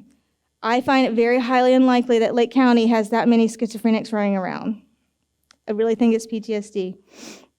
I know the ones that we see, that's what it is. It's even more rare for anyone under the age of 21 to have schizophrenia, and children are being diagnosed with it. Bipolar is also very rare in children. We're not even supposed to diagnose children and teens with bipolar. If you know someone, or maybe you yourself was diagnosed with bipolar under 18, please go get reevaluated for a second opinion. It may be something else. It's likely that it's severe anxiety. It's likely that it could be a form of trauma that you've experienced. Symptoms of a manic episode and reactions to a flashback, a nightmare, or a trigger are very similar. They look similar on the outside. So sometimes the clinicians are not asking the right questions to get you to answer the right way for them to be able to understand the truth of your story.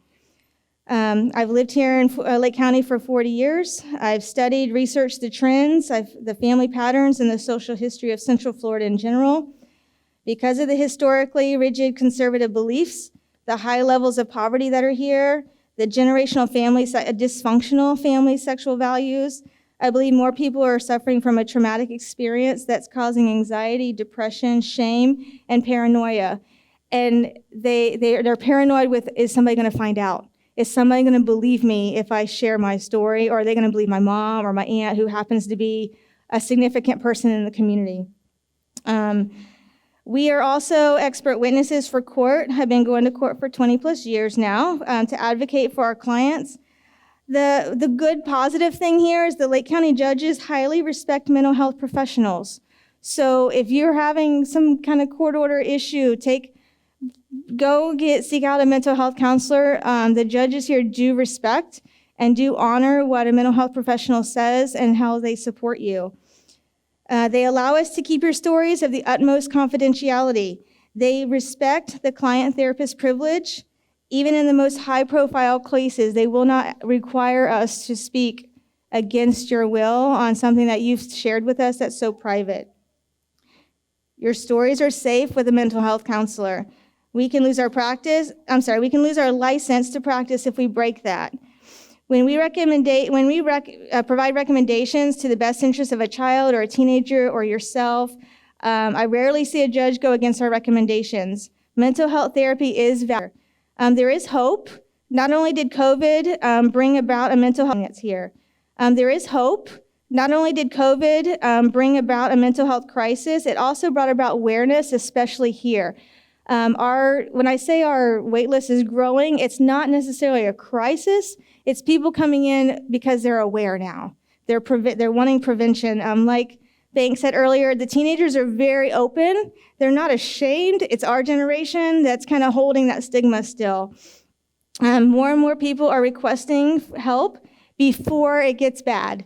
They recognize the cycles that their families have went through with self-medicating, with alcohol. They don't want to ignore the anxiety and depression before they have kids of their own, or you're starting to have children of your own and recognizing, I need some help. I need some support here. It's more often that we see teens coming in for therapy because they asked for support from their parents. Gone are most of the days of a parent dragging their teenager in, forcing them to come to get therapy. I want to share, the last thing is our promo video, just so you can see that the rooms in a therapy office are comfortable, they're safe, they're inviting places to come, to leave your secrets, to leave your shame. If you don't seek out therapy with us, seek out therapy somewhere. Everyone that gets into this field has their own story and has their own purpose and reason for mental health. And so, thank you.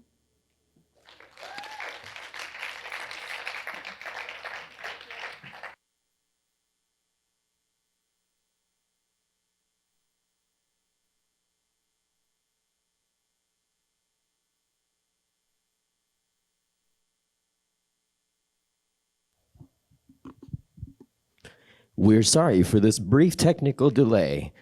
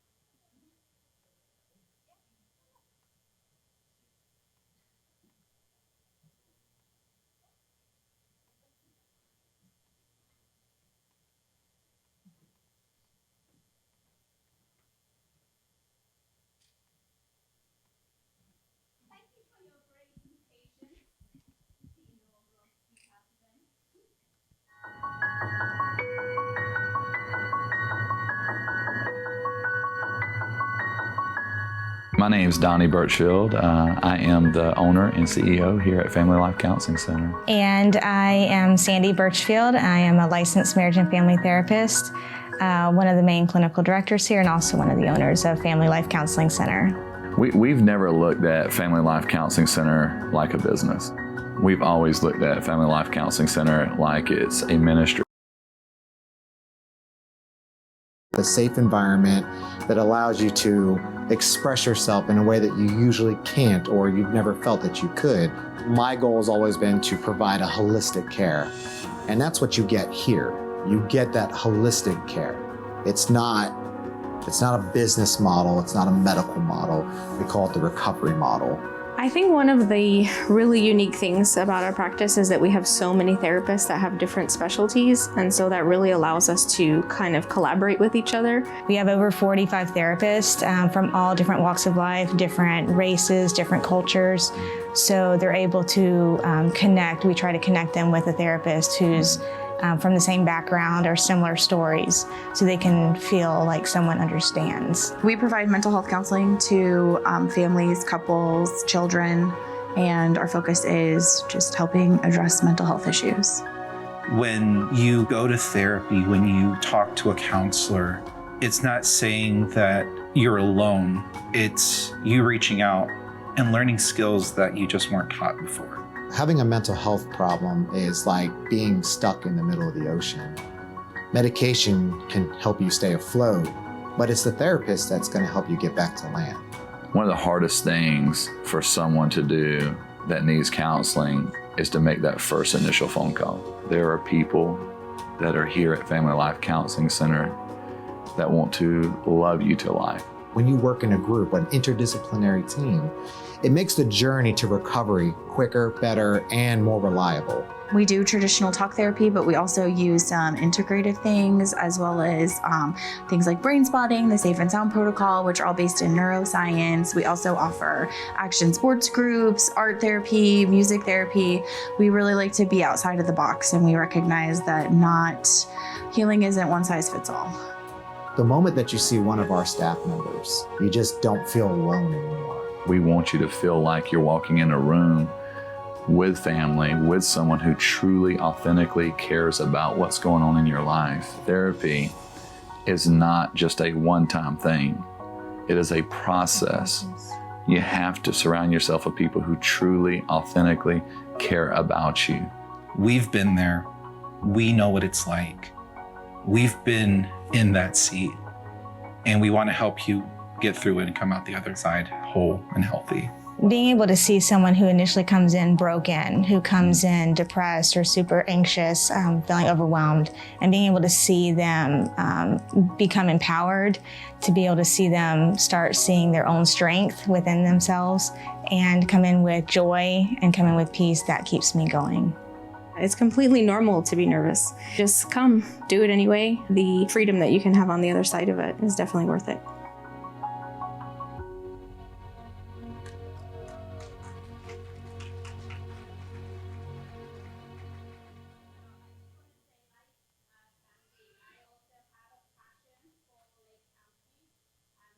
That passion because of my second suicide attempt, which I shared with you earlier, when I had to go to Orange County to get help. And so I'm super excited about the future and us partnering. I mean, God really only knows what it's going to be. It's going to be so much bigger and better, and the best is yet to come. Yay! Thank you.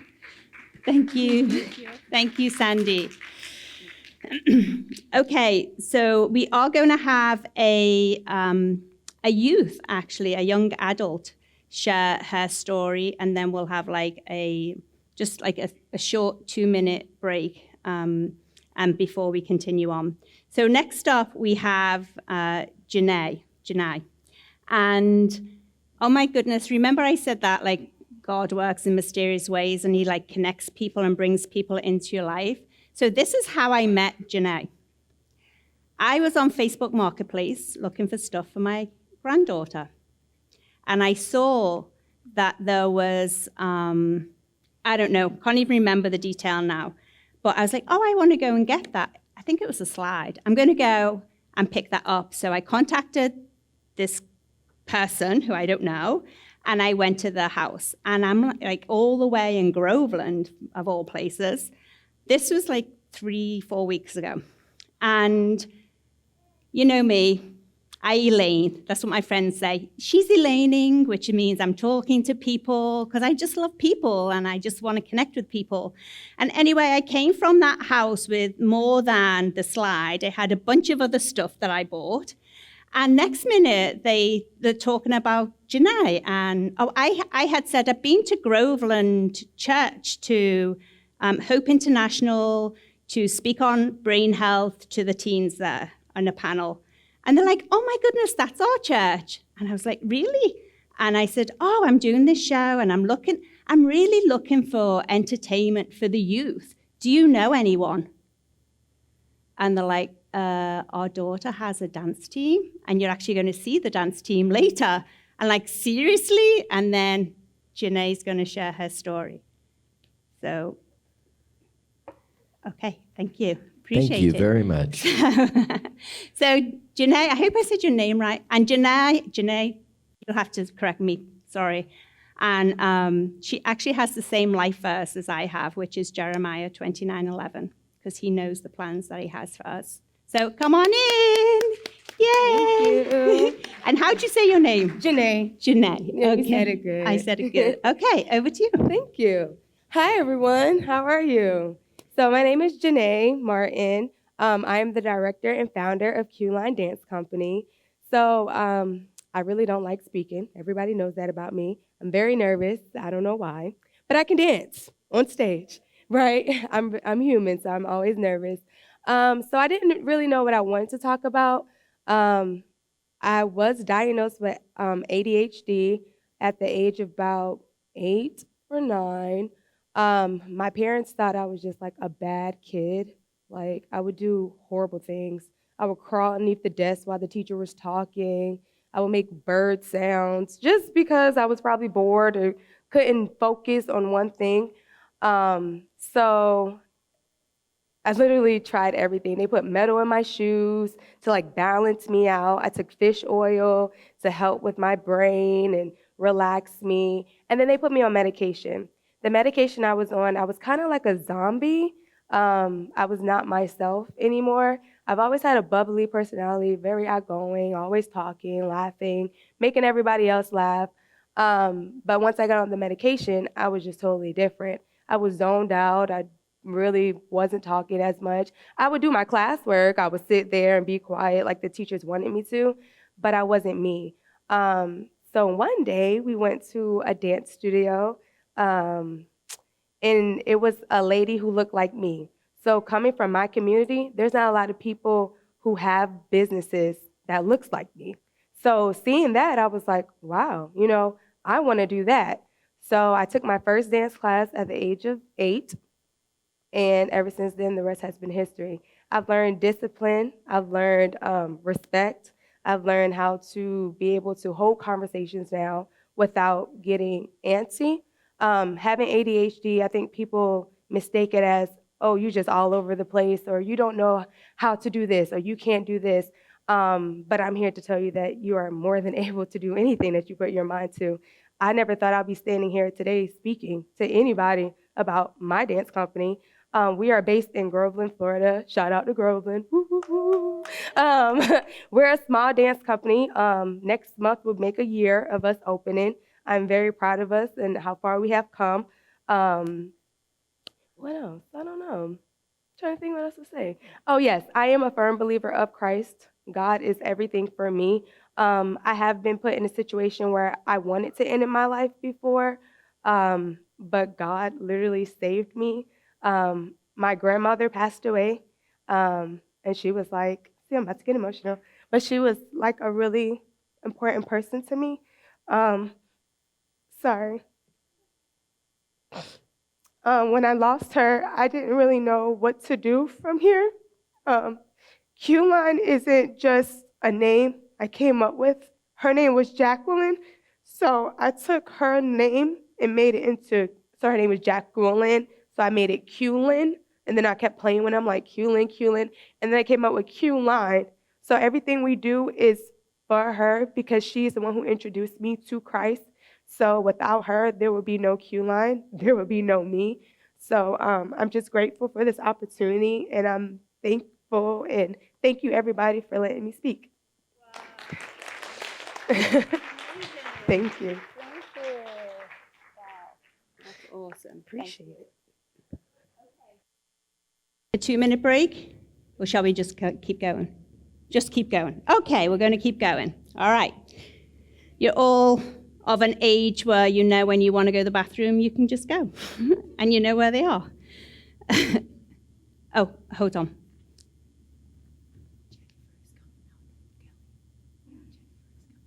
Okay, all right, thank you.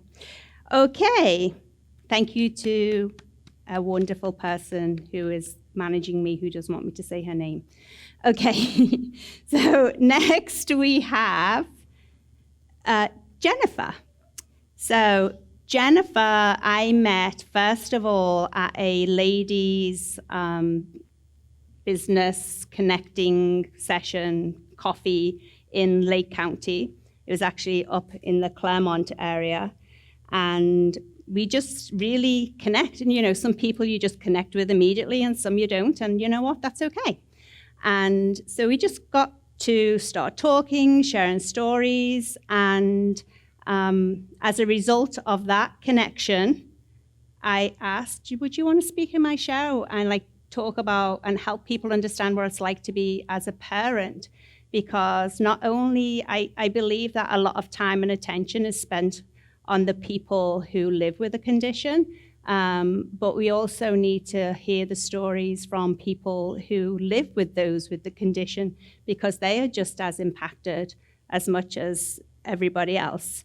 So it's a great honor to have Jen come on the stage. Yay!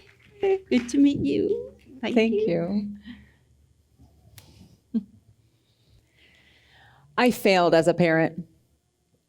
Where did I go wrong? This is not what I expected life to be like at all.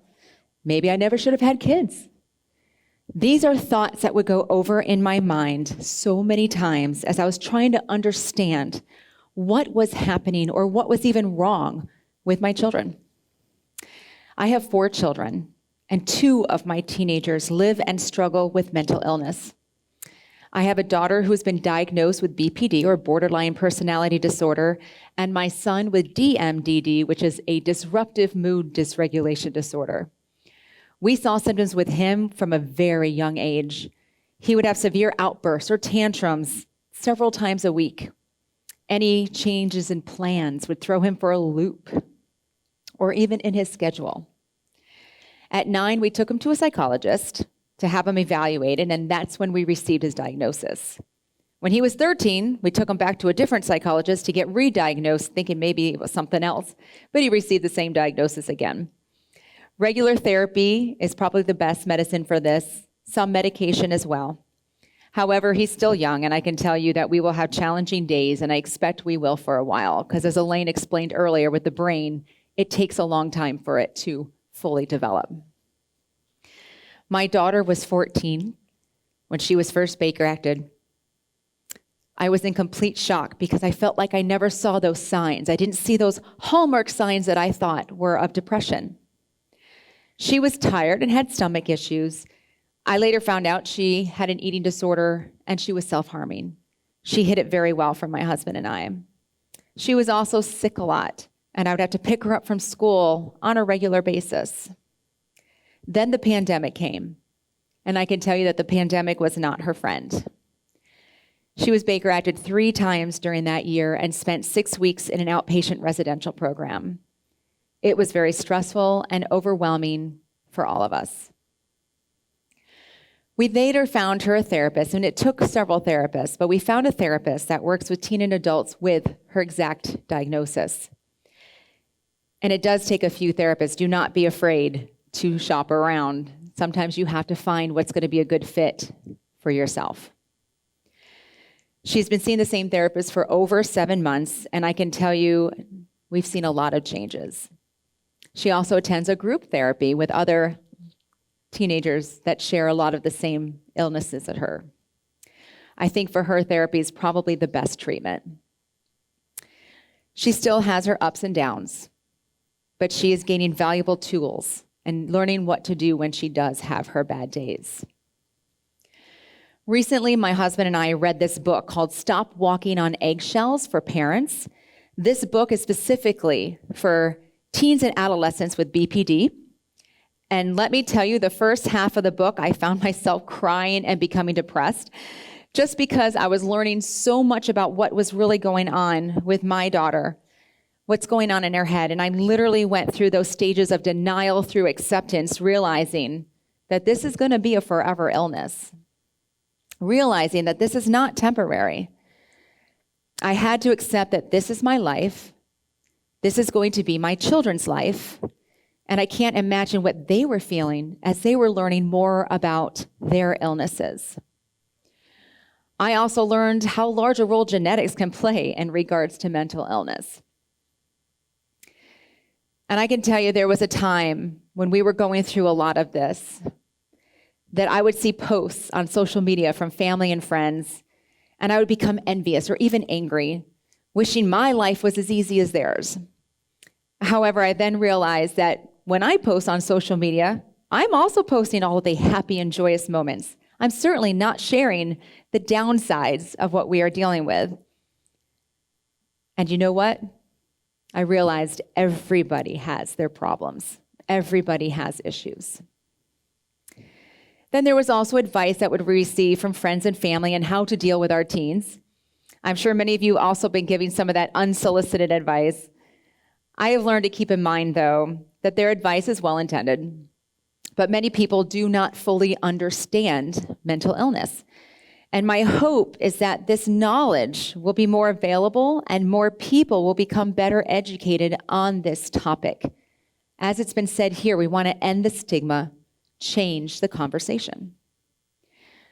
What has helped me and my children? I have learned that it is important to be there. Be supportive. Validate their feelings. Everyone is different, and what works for one doesn't always work for another.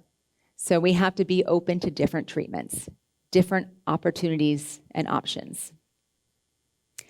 At times, you will feel drained, both emotionally and physically and spiritually. At times, you may feel depressed or overwhelmed. I can't tell you how many times I cried myself to sleep during the thick of everything. And because of this, it's important, absolutely vital, to take care of yourself as a parent and as a caregiver.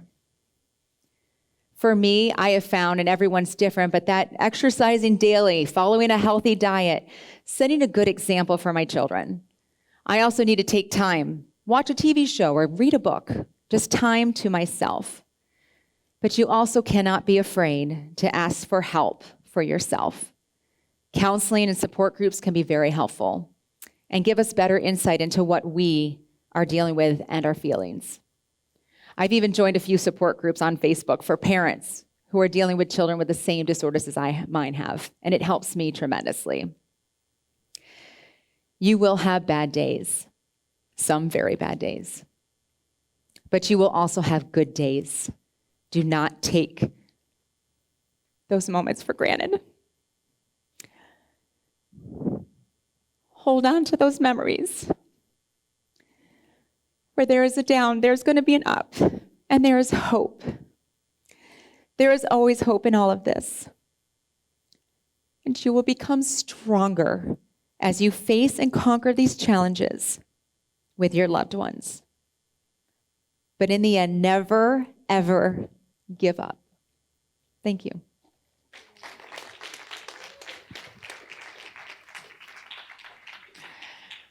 Oh my God, I was shaking.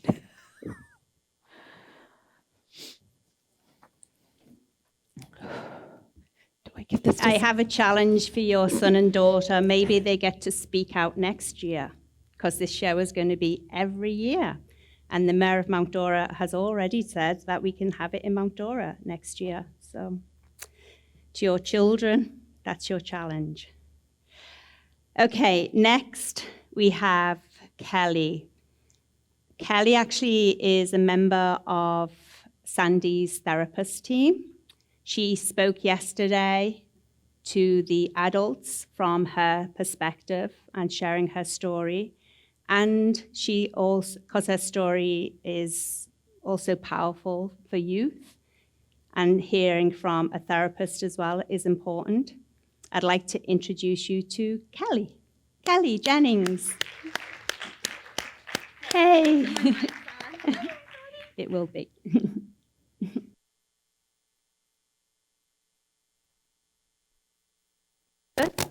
Okay. I'm actually giving a different talk than I gave yesterday. I wanted to come into Lizzo, but my roommate discouraged that. So you guys should be thankful that she's laughing at me now. So you all should be thankful that that didn't happen. But I'm a therapist, and I see a lot of kids and teenagers, which is the absolute joy of my life. I never know what to expect from day to day, and I never know what kind of comments. Obviously, if I have a zit on my face, that gets pointed out. My tattoos are often topics of conversation. But I think that you young people a lot of times say things that us adults have a little bit more of a filter to not say, but I don't think that's necessarily a bad thing either. I think sometimes it's really beneficial and awesome just to be real truth tellers. But I just wanted to share today a couple of different things that I've learned in my own experience and also in the experience of working with kids and teenagers. So I was just going to make 3 quick points. The first one is to plan for your future. And I stole these from our office, so I'm sorry, Sandy, I will return them. So this is where you are. Say this is, you're a junior in high school, for example, okay?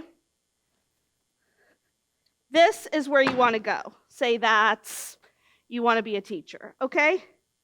So you're here. It can be really overwhelming to look at that and say, how do I get there? That's why it's important to break it down into steps.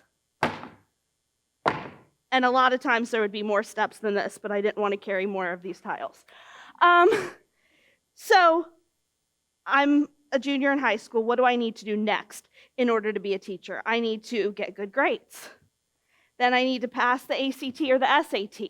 Then I need to get into the school I want, and so forth and so on. A lot of times when we break it down and we're able just to focus on the next right thing, rather than become overwhelmed at the whole picture, that helps a lot. Good old Olaf talks about that in Frozen 2. I was saying that before Olaf, I have to say. But it's a really good song even to listen to. It's called The Next Right Thing on Frozen 2. And it just talks about how to take the next right thing and not get overwhelmed by the whole picture, but just do the next right thing, and all of a sudden, the steps will come into place. The second point I wanted to make was, it's not your fault, but it is your responsibility. That's a really hard one, and I'm going to break it down a little bit. All of us have gone through stuff. It might be stuff with our parents, it might be bullying, it might be mental health issues. None of that is our fault. However, once we get to a certain age, especially kind of as you get into your, preteen, teen years, it's your responsibility to deal with them to be the healthiest version of yourself.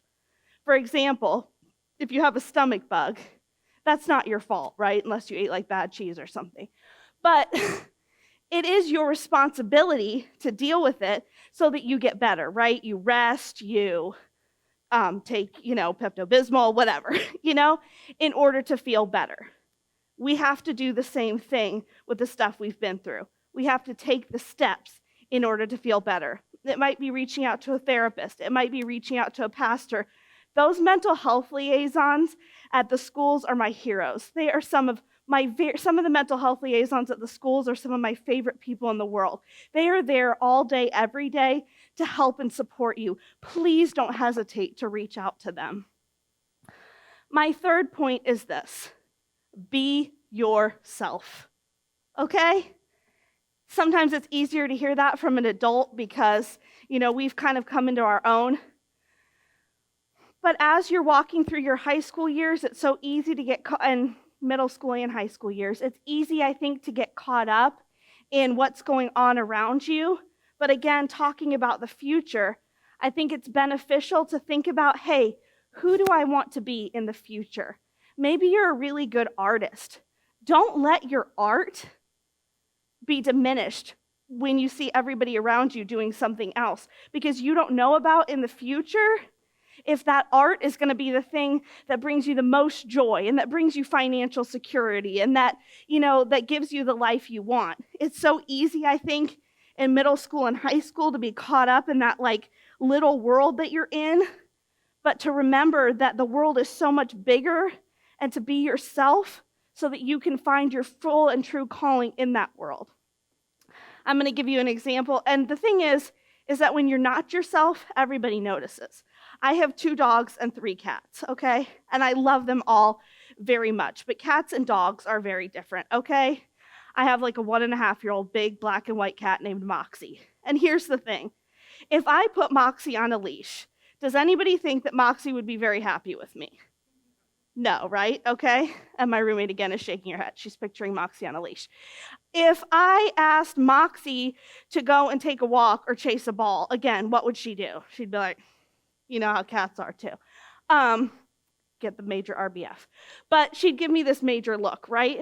However, if I asked Moxie to snuggle with me, she'd be very game.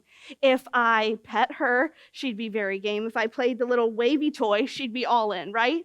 And the same with dogs. If I tried to get my 50-pound border collie mix to go in a litter box, that would be real weird, right? It would just not go very well.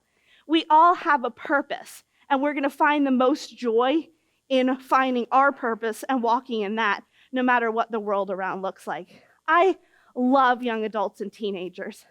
I cannot tell you how much you all light up my world and make the world around me such a brighter and better place. So please stay, do your work, help work on what you want to do and how to heal yourself so that the world sees all the magic and the wonder of who you are. You are so, so stinking loved. Thank you all.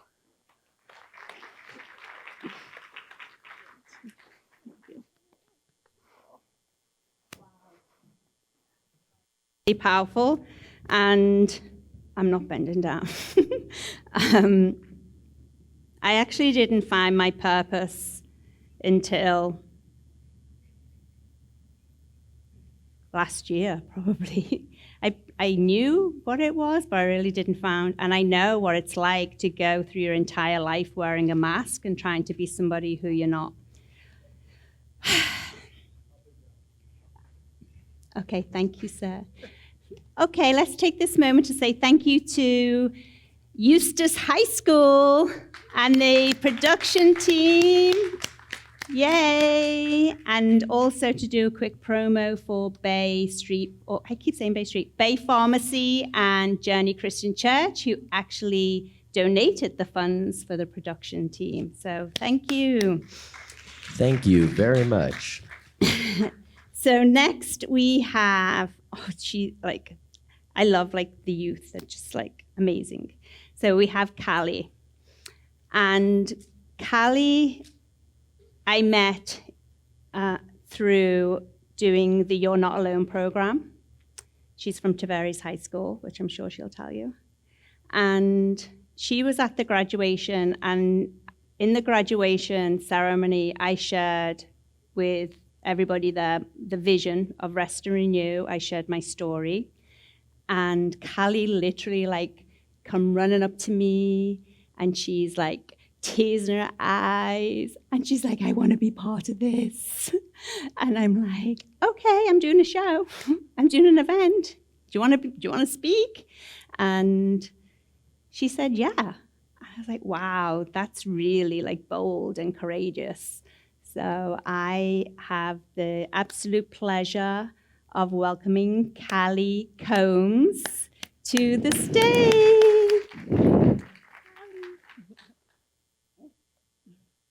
All right, good afternoon, everyone.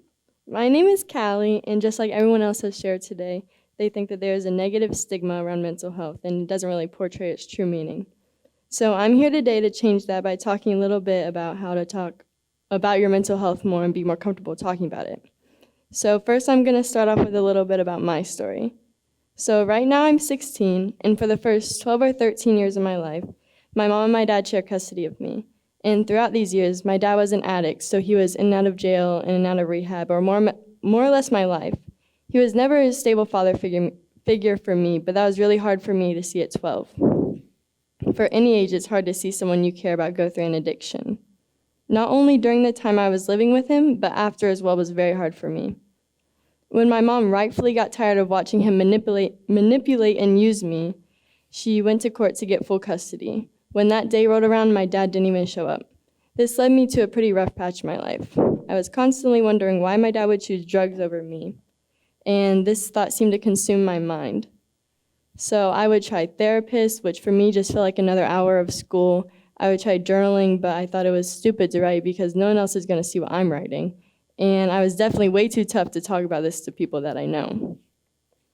But that doesn't have to look like, struggling doesn't have to look the same for everyone. For me, struggling was crying and shutting down. It was very hard for me to function, and my grades got worse, and my relationship with friends definitely suffered because I just pushed anyone away who was trying to help. Now, for other people, it can look the complete opposite. Like the happy people you see at school every day can go home to a horrible environment. And the people that you think that they might have a perfect life can still be mentally unhealthy just like anyone else. After about a year of breakdowns for me, I realized I didn't need to feel like this anymore. And there was something that I could do to get back to the happiness I deserve to feel. I remember after having a breakdown at school, I had that eye-opening moment. I was so tired of crying and feeling so down. So my mom and I scheduled an appointment, and I got prescribed an antidepressant. At first, it was hard for me to accept the fact that I needed a pill to get back on my feet. And I remember I was so stressed about sleepovers because everyone was going to have to see me take the pill at night and be like, what is that? What are you doing? But now I know it's what I need, and that doesn't matter to anyone else besides me. I know my body the most, you know your body the most. So after about a month of me being on the antidepressant, I started noticing that I was having a lot less breakdowns and enjoying each day a little bit more. I started finding it a lot easier to open up to people. And a good support system is crucial in every point of your life, but especially the bad. I'm very lucky to have my mom, my stepdad, my boyfriend, and my friends, who are all here, and teachers who all laugh with me on the good days and comfort me on the bad ones. So at this point, I also started to journal more. Anything that comes to my mind, I'm writing it down. I've been through like 3 journals now. And I provided some possible journal entries for the morning and the night. And if journaling doesn't work for you, that's fine too. There's plenty other resources available. There's therapists, mental health counselors at your school, parents, and even hotlines. Don't get me wrong, I still have my bad days just like any other human, but bad days are okay. Crying is okay. And if you feel like you're in a bad spot right now, that is okay. Don't put those feelings aside. Taking care of your mental well-being is just as important as taking care of any other part of your body. So make the time to maintain your mental health. Thank you guys so much for having me. Thank you. Oh. Now, that takes a lot of courage, right, to get up and share that story. So thank you so much for speaking out.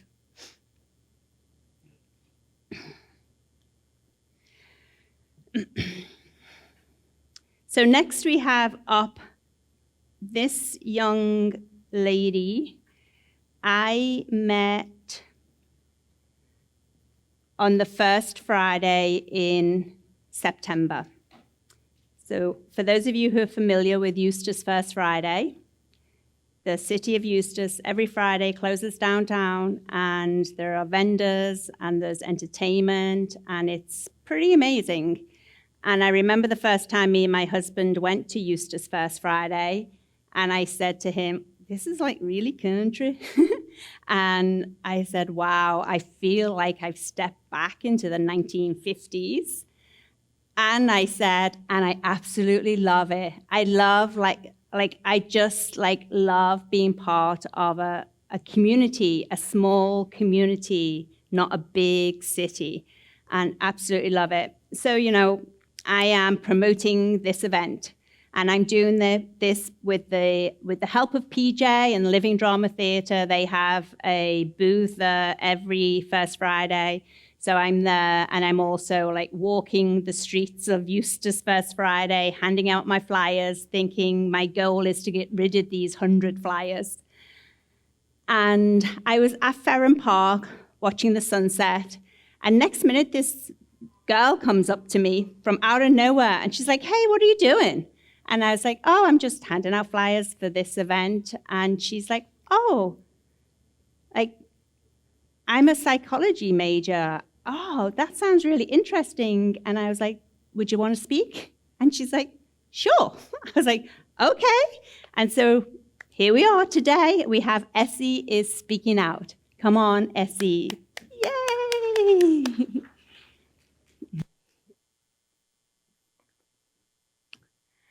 Hello, my name is Essie. My full name is actually Isleria Lozano, but you know, having a Hispanic name sometimes comes with people sometimes not being able to pronounce it, and that's completely okay because you all can call me Essie. So to be completely honest with you guys, this is my first time ever speaking in front of any sort of crowd. And a few minutes ago, I looked up to one of the directors of the program, and I told her, I don't know if I can do this. I didn't bring my mom. I didn't really bring a support group with me to really hold my hand and be like, "You got this. This is your first time. You're courageous," and hold that deep in your heart. But seeing everybody coming up here and their story, their inspiration, and I told myself, I have to get up there.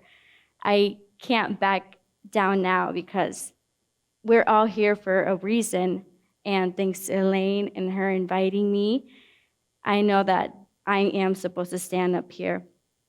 So to begin with who I am and why I'm here, I'm going to tell you a little bit about my background. I came to this country at only the age of 2 years old. My parents are originally from Mexico. My dad's from Mexico City, and my mom's from Guanajuato, a small town called San Diego de la Unión. When we first got to this country, I guess my life just started with a traumatic event that happened with migrating to this country. My dad came to the country 2 months before me and my mom even thought of following him. And as soon as we followed him, me and my mom were separated, and I was kidnapped for about 2 months. My mom, I can't imagine to think of the pain and how scared she was to know that we came to this country for a better life. And we couldn't even step foot on this country before we were separated and, you know, brought a wave of depression and huge obstacle that we had to overcome. About a month before, people realized that, you know, we didn't get to this country safely and sound, my mom was brought to a gas station in which she escaped, found the first person she could find, even though her language barrier was a huge, huge factor. She doesn't know the language English. She asked for help, told them the situation with little words, and they finally found me. I was in this home, although I don't really remember. Most of the story is told from my mom, from her side. She still has trouble speaking on it. But after I was found, we got all reunited, and my father was threatened by the people who had kidnapped me and said that he probably won't be able to live 2 months in this country. After that traumatic event happened, I then saw a door opened. My uncle, my brother, not my brother, but my dad's brother, was married to an American, in which they took us into their wing. I was raised from the age of 2 to 5 in this small home in Ocala, Florida, in which I was learning English and in which I was giving a loving family. After those years in which I, learned what Dora the Exploradora is and learned all these goods that come with being a child in America, my parents finally managed to save money to buy us a house. Once we bought the house, life was at a pretty good state, you would say. I was happy. The traumatic event that happened was already in the past. We were getting ready to move on forward. My parents were working nonstop. I would say they were pretty much work alcoholics for working so much and try to provide for me. And since they were working so much, most of the time I was spent in my life was with babysitters. I rarely saw my parents, sadly. And with this, another tragic event occurred. My babysitter had molested me at only the age of 6. I was only in kindergarten. I don't remember much of it, but what I do remember is seeing my parents once again having to carry the burden and the cross of seeing their little child in which they came to give a better life fall once again into the hands of life. After this event, we found Jesus, we found God. My parents began seeking health. I began going to counseling and live stream here in Lake County.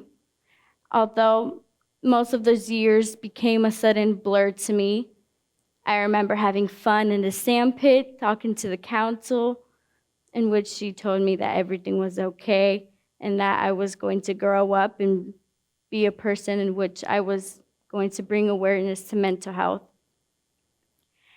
And after that, even though I didn't see a true effect in my life when the situation happened, I spent most of my life being confused on my sexual orientation. Most of my life, I was confused if I liked girls or I liked boys.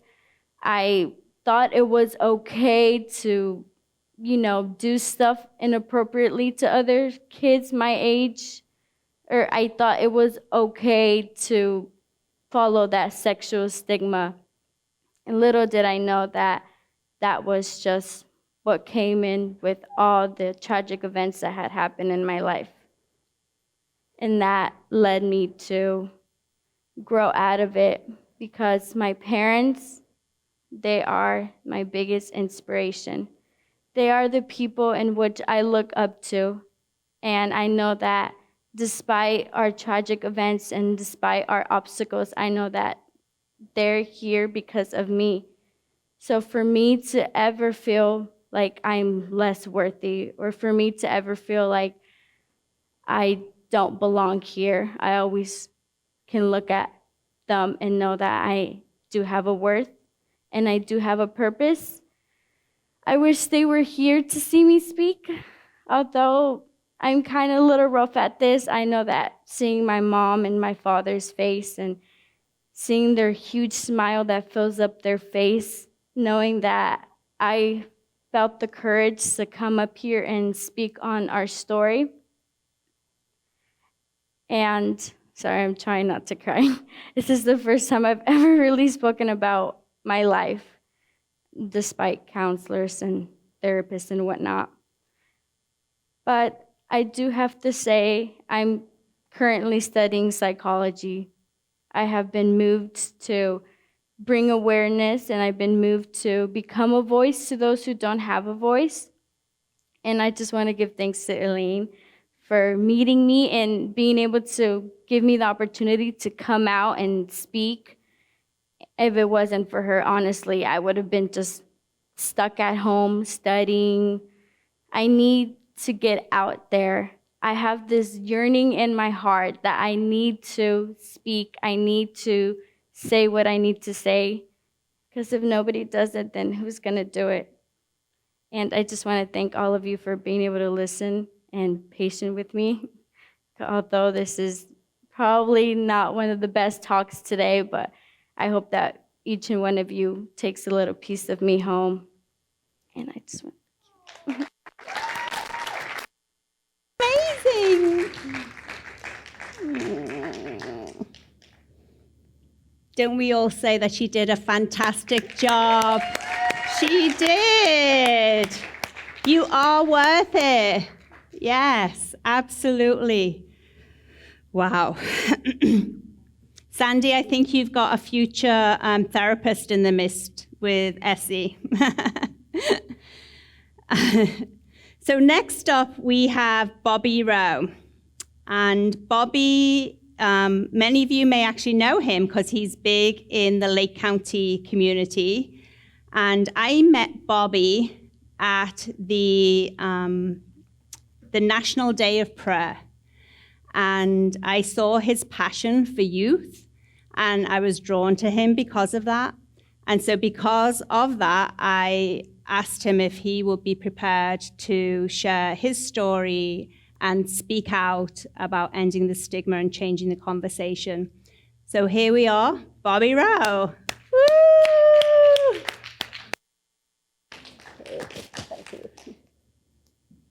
Good evening. Again, my name is, I'm actually a pastor, Pastor Bobby D. Rowe, and I'm also the director for FCA, Fellowship of Christian Athletes for North Lake County. And when I met Miss Elaine and her husband, and we was in conversation about doing some things in soccer, she mentioned to me about she had this event coming up and would I like to speak. And to be honest with you guys, I talk for a living, I speak for a living, but one thing about when I speak, I know my audience. And so this is an unfamiliar audience to me, but I believe what I have to say will come across and you'll be able to understand what I'm saying. And again, I'm the director for FCA, Fellowship of Christian Athletes for North Lake County. I have the privilege to work with student athletes and coaches across North Lake County, every public and private high school, middle school in North Lake County. I have the opportunity, or I get to go into those schools and talk to those student athletes and coaches about Christ. And so when Miss Elaine asked me, I said, well, how can my message relate to the stigma of mental illness or even suicide? And God brought it back to my remembrance. For those of you that have ever played a sport or have ever been in any type of competition, you know that athletes and coaches, they have to function on a high level. They are expected to win and to win at all causes. And when an athlete, I'll just give you an example. There was a young man, their football team made it to the state championship game. And this young man had been kicking field goals and making them all year long. So their team was down by 3 points. No, they were down by 2 points. And they were driving down, they were driving, and they got within his field goal range for him to kick a field goal. And so the team had thought, hey, he's been making them all year, he's not gonna miss it. Hey, we're gonna win the state championship, right? So everybody's like, it's no big deal. Well, this chip shot, this kid, he missed the winning field goal. And so as he missed it, I watched him sob in the middle of the field. And I thought, I can only imagine how this young man feels with all of this pressure being put on him to kick this field goal so that their team can be state champions. And so with that, God brought it to my remembrance that as athletes, we put them on a high pedestal. We always expect them to be the best at their field. We always expect them to hit the winning bucket, to hit the home run, to make the winning shot, to score the winning touchdown. Well, what happens when they don't meet our expectations? As fans, as parents, we can make student athletes feel like they are worthless simply because they didn't make the winning point or they didn't hit the winning shot, whatever it is. We yell out all types of things. You're sorry. You're pathetic. You're a loser. You should have made that. And we make them feel so bad, but not knowing or not understanding that we're driving them into having mental issues. We're pushing them to have those thoughts of suicide because we're telling them that they are worthless. You should have made that. Shame on you for missing that. And we put all these pressures on teenagers. And so I've witnessed them sobbing. I've witnessed them feeling as though they are worthless. And it drives them into a state of depression. It makes them start thinking they are worthless. And so it's my job and my responsibility as the director of FCA that when I'm on the sidelines and I'm at these football games, basketball games, or whatever game it is, I make sure that when a player makes a mistake, I tell them, you're not defined by that mistake that you made. We all make mistakes. But glory be to God that we have an ability to rebound and to learn from our mistakes.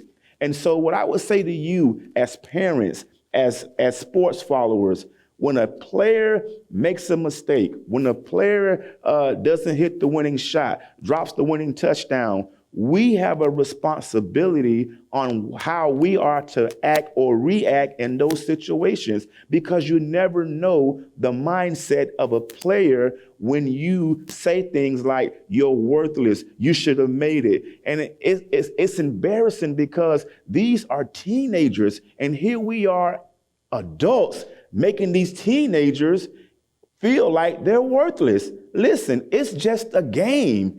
It's just a game. And so if we're not careful, we will drive that teenager into mental depression. We'll have that teenager wanting to commit suicide, all because they missed the winning shot. So what I do, I encourage teenagers that play sports, that are involved with sports. Listen, it's just a game. Life goes on. You win some, you lose some. It's important that you surround yourself with positive people that will encourage you, that will lift you up, that will motivate you in spite of your mistakes. Sometimes in life, a setback is a setup for something greater. Let me say it again. In life, sometimes a setback is a setup for something greater. Sometimes you have to lose in order to win. So with saying that, I just want to encourage you as parents, as fans, when you come across an athlete that has, lost the game, missed the winning shot, or whatever it may be, encourage them. Put your arms around them. Tell them it's going to be all right. Because it is going to be all right. The reality of it is going to be all right. And don't let them feel that pressure, the unnecessary pressure that we put on them to be something. Okay, we got to learn that it's just a game. Life is much more serious than this game that we play for extracurricular activity. So I hope that helps somebody today. And I hope that as you watching games, listen, I'm a Florida State fan. Man, we had some rough years. And I feel bad for some of you Gator fans that just got beat. Yeah, I can't see because the light in my eyes, but I know there's some Gator fans out there. And Lord knows we're praying for you Miami Hurricane fans. But just remember, when you're cheering or you're at an event, be mindful of what you say to that athlete that's playing, because you never know what him or her is going through, what's on their mind. Your words have power. Stop and think what you say, because what you say has power and people hear it. Once you say it, you can't take it back. So be mindful of what you say. Miss Elaine, thank you for giving me these few minutes. I hope I helped somebody today. God bless you. Thank you. Amazing. Wow. Yeah, totally. Thank you so much. And I think that, as a parent, I would personally put a lot of pressure on my daughter to perform well. She is amazing. I miss her because she's not here. She's actually in Barcelona. working on a ship for 2 weeks as she is helping, well, actually, she's leading the way with designing costumes and making sure that the cast look the best that they are on stage. And I know, though, as a parent, I wanted her to be famous. And I put so much pressure on her. I put so much pressure on her to, like, I expected her, you know, to have, like, #1 albums, be touring the world. And I know that affected her. And I have to tell you that my daughter is married to an amazing guy, and they have a wonderful daughter themselves and precious granddaughter, and she is living her best life. She has never been happier, and but for the grace of God, I've learned a lot through that. So yeah, it's in any sport, in any activity. If you're a parent and you have an influence, or anyone who has an influence on a youth's life, please lift them up, don't pull them down. Okay.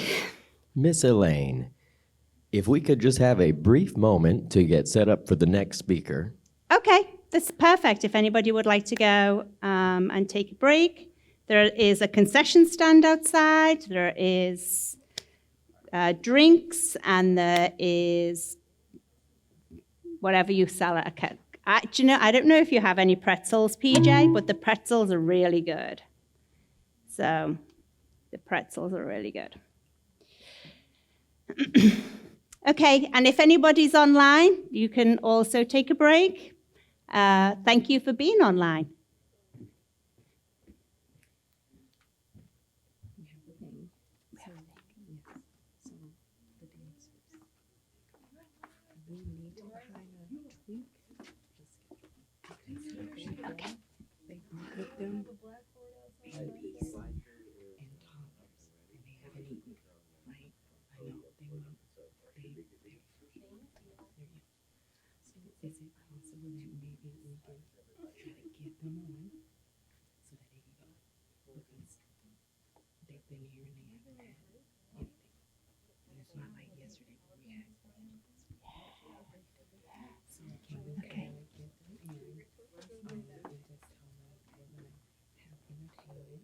So we're going to do that now.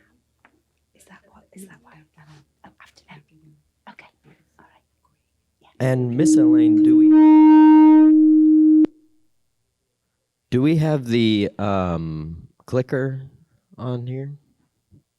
Oh, perfect. If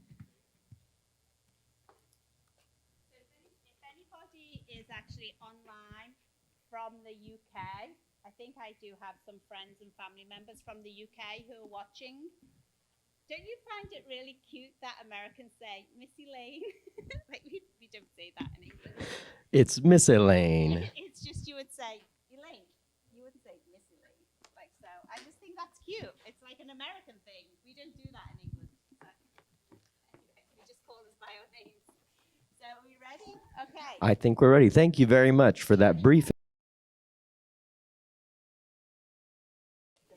Flexible, and remember grace, and remember that in life you have to sometimes just like move things around, and that's okay, because I know I used to be a perfectionist and freak out if things weren't going as I expected them to go, and it's so freeing to just be like, it's okay.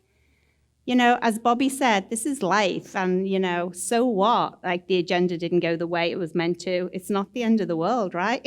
It's not like we're doing brain surgery here. So thank you. Okay, so up next we have 2 members of the Mount Dora Police Department, because I know that they deal a lot within their own teams with mental health, but also what they see in the community. And again, a connection point. I met Corporal Jack Adriano through a friend. Oh my goodness, I've totally lost his name. Arnie Pack, yes, Arnie Pack. Thank you. I think he's in the Lions Club. But Arnie actually is very concerned about the mental health of law enforcement. And one of the things that I do is I'm a mental health first aid instructor. I do first aid training. It's a day's training to help to spot the signs and symptoms of mental health so that you can help somebody from the beginning rather than they get to a crisis stage. And so we just had a conversation about that. And then Jack was able to speak today. And I know that he's brought along one of his colleagues who I wasn't expecting, in all honesty, but, we're flexible. And so Christine Ambriano is also going to come alongside Jack and share some important information with you and speak out. Thank you. Jack and Christine. Hi, my name is Corporal Jack Andriano. I'm with the Mount Dora Police Department, and I brought with me my fiance, Christine Ambriano. Tell them about yourself. I'm with the Orange County Sheriff's Office. I'm on our crisis intervention team, which is a specialized team with the Sheriff's Office that deals with mental health issues and people in crisis. All right, so today we're mainly going to be talking about the signs of suicide. So what to be looking for in friends and family who may be suffering from thoughts of suicide. So suicide is a very serious public health problem that can have long-lasting effects on individuals, families, and communities. Between 2000 and 2020, we've seen a 30% increase in the rates of suicide. Suicide is the second leading cause of death among high school-aged youth, and that's second only to unexpected injuries. In the past year, students reported that they seriously considered attempting suicide, about 18.8%. 15.7% made a plan about how they would attempt suicide. 8.9% attempted suicide one or more times. And 2.5% attempted suicide that resulted in injury, poisoning, or overdose that had to be treated by a doctor or a nurse. I think we can all agree talking about suicide is a very difficult thing. So we want to do a little bit of an exercise with you. So one of the biggest things that helps prevent suicide, especially in friends and family members, is just asking the question, are you thinking about killing yourself? I know for me it was an extremely difficult question to ask when I had never done it before, so I'm going to ask you guys to bear with me. If you would turn to the person next to you, behind you, across from you, and just ask, are you thinking about killing yourself? Ready, go.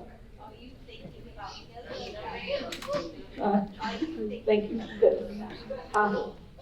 Thank you guys. Now that you've asked the question, somebody's sitting next to you, I hope that it's a little bit easier for you to do when you recognize some of these signs and symptoms we're going to be telling you about.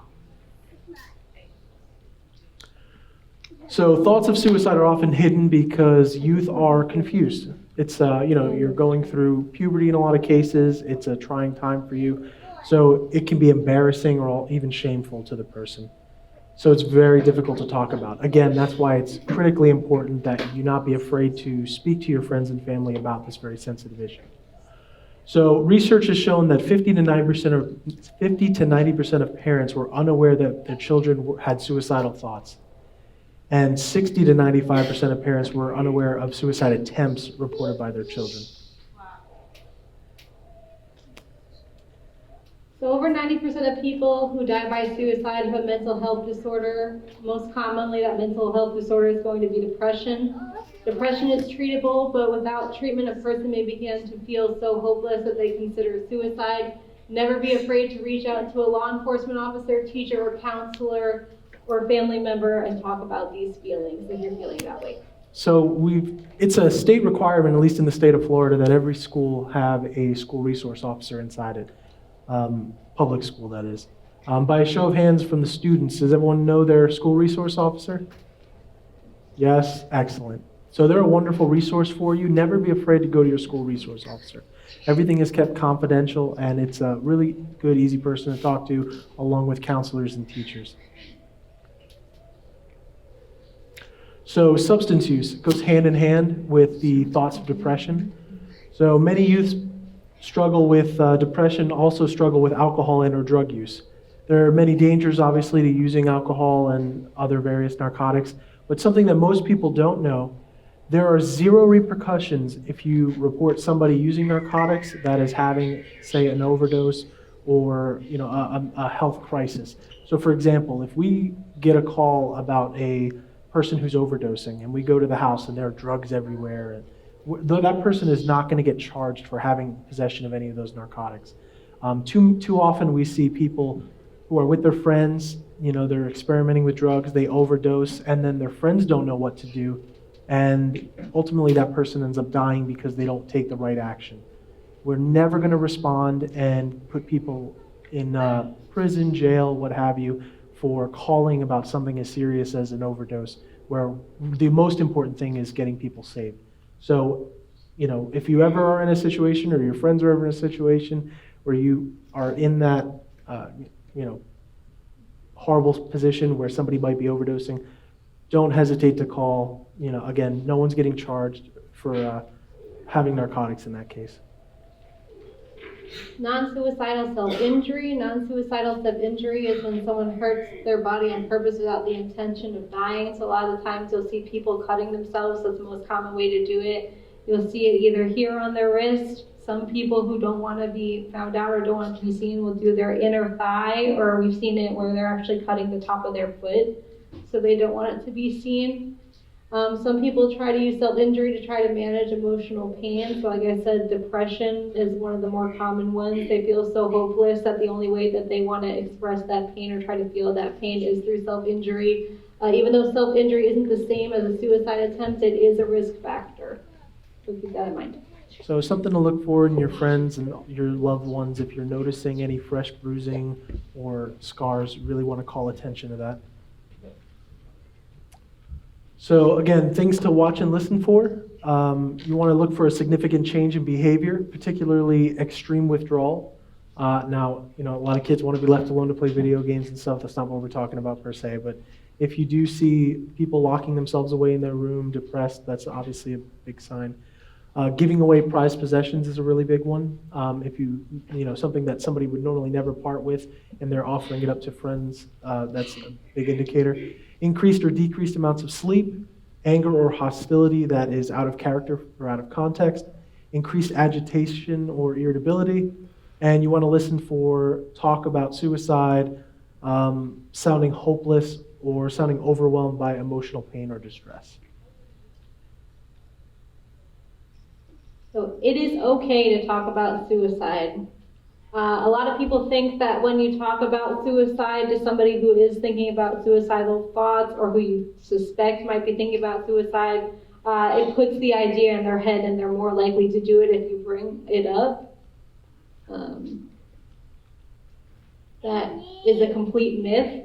The truth is, you don't give a suicidal individual thoughts of suicide just by bringing it up. In fact, kind of like what we did with the exercise before, it's encouraged to actually get them to speak to you openly and honestly about how they're feeling in order for them to manage their depression or get help for that suicidal thought or feeling.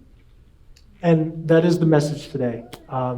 Make it about having an open conversation about these things. So remember to act, acknowledge that you are seeing signs of depression or suicide, and that it is serious. Care, let your friend know how much you care about them, and tell a trusted adult so that your friend can get help. Just to conclude, we have a couple of national resources that are up here. So obviously the Suicide Prevention Lifeline is a big one. They're there 24/7. So if you have a conversation with somebody or you're worried about somebody, you can actually call in on behalf of somebody else and they will actually reach out to them. There's actually a text line as well, so you can text ACT to 741-741. They're also available 24/7 to give support.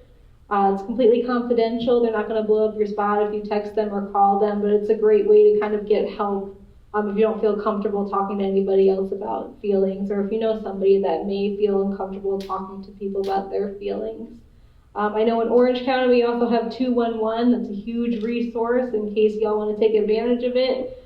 They actually send mobile crisis teams out to people's homes as well as their businesses and schools, just in case anybody's in crisis and needs to talk to a counselor right away. So that's another phone number or text line you can use. And of course, you have your local law enforcement, friends, family. So never be afraid to talk about it. If anything you take away today, please spread the word and be comfortable speaking with people about suicide prevention. Thank you, guys. So thank you.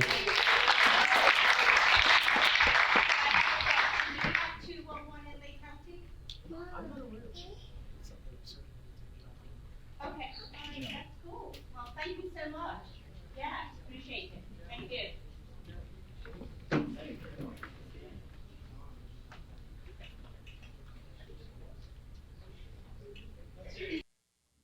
Okay, great.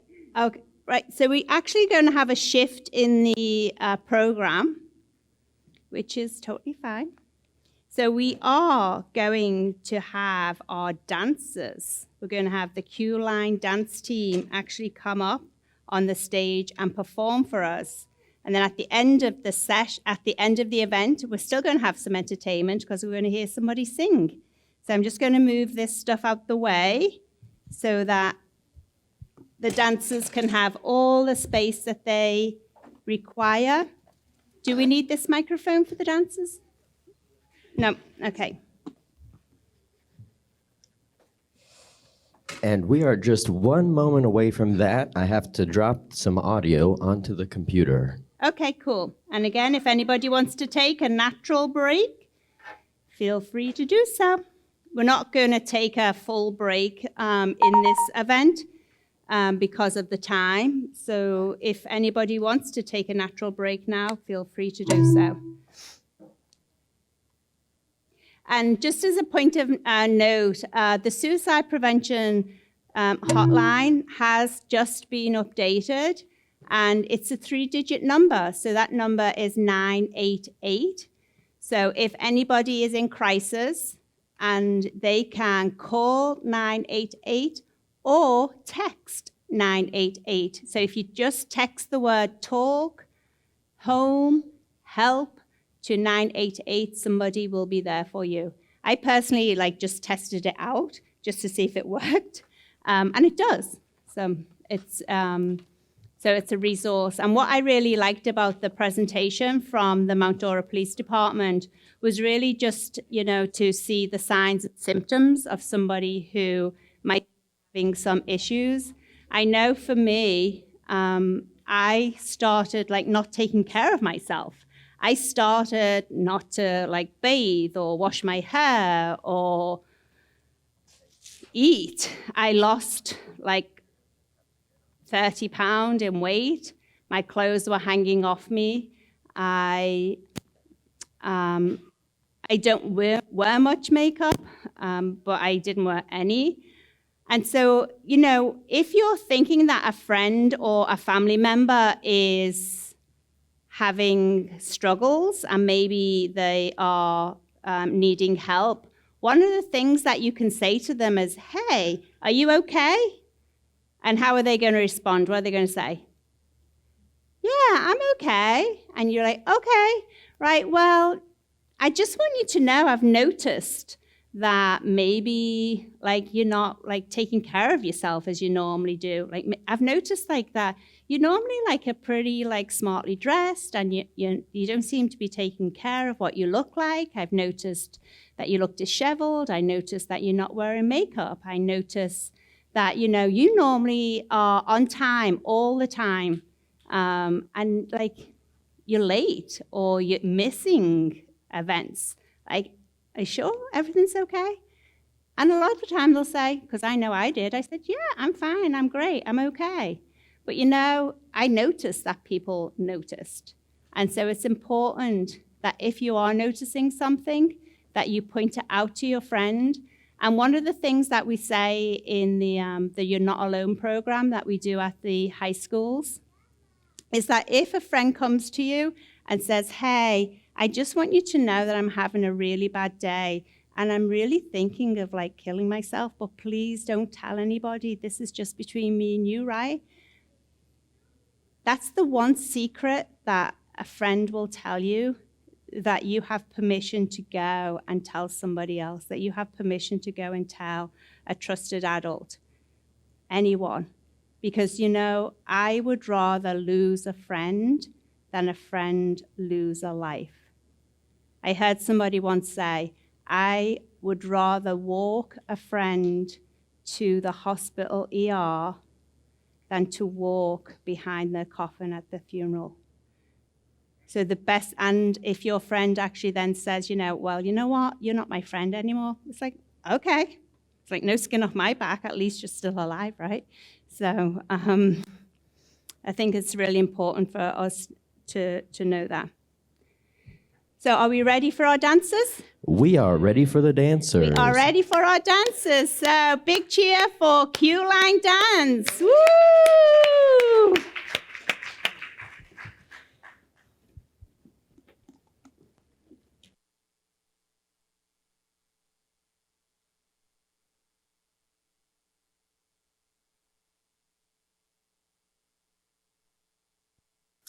You ready? Ready? Let's get.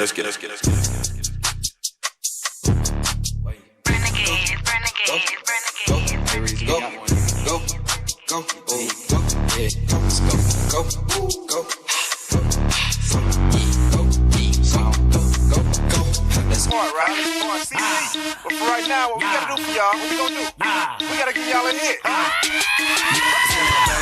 Damn near every day. Ask a million questions like Jock, where you stay? Tell them college ball, where the chop call. Hit 20 grand, spend $1 grand at the bar. Just about his own. J's on my feet, I'm on that Patron. So get like me. 69 Cutlass with the bucket seats. Beat in my trunk, bought it just for the free.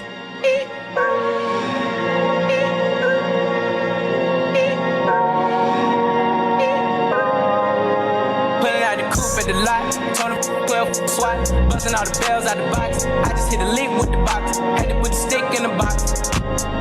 Pour up the whole seal, I'ma get lazy. I got the mojo deals, we been trapping like the 80s. Montana.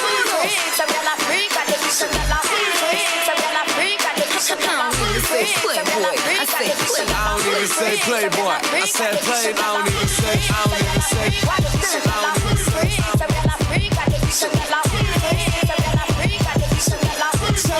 Montana, lights up the fire. You know we getting higher. Rolling up the loud, real moving quiet. Like it, then I buy it. Donkeys on a diet. Spraying on my jewels, I know I start a riot. Ryan with the blicker, messing up makeup. You blowing up a phone, she ain't trying to pick up.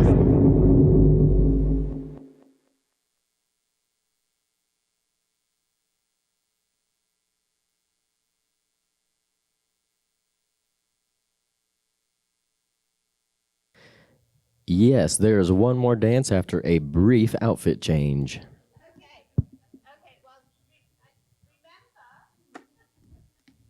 Janai, for those of you here who've been with us throughout, Janai actually shared her story about fulfilling her passion and her purpose. And so how amazing was that to see? Janai is the director of Q-Line Dance. She's been doing it for a year. And look, she's able to put on production show. She's able to do events. I think that's pretty amazing. So let's give a shout out to Janai and Q-Line Dance.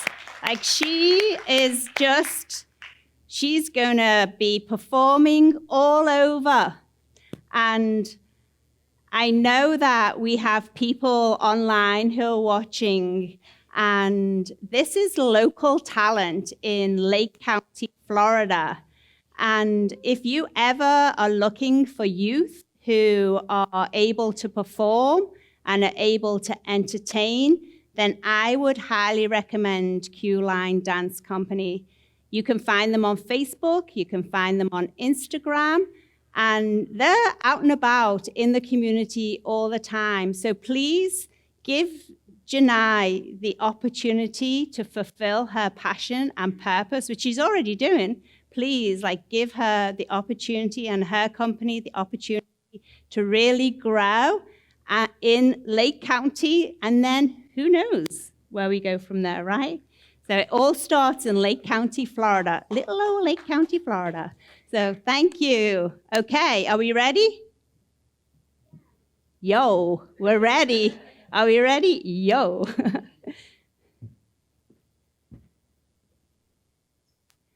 Okay, right. Sing? Oh, you don't want me to sing. My daughter's a professional singer. I am not. I can entertain. I can sing. I Will Survive. Isn't it kind of ironic that my favorite all-time go-to karaoke song is I Will Survive? I will survive. Yay, hey. Yay. Go on now, go. Just Walk turn out the around door. now, because you're Just not turn welcome around anymore. now, 'cause you're not If I'd have welcome. known that you've been hit me with No. goodbye, But I would have crumbled. I I wouldn't would lay turn down around and die. Oh, no, not I. I will survive. Oh, as long as I know how to live, I know I will survive. I got all my life to live, and I got all my love to give. I will survive. I will survive. Hey, hey. Go on now, go. Walk out the door.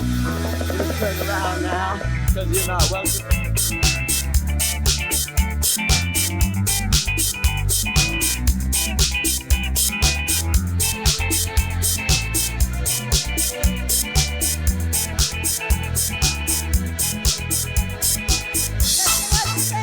I was petrified, kept thinking I could never live without you by my side.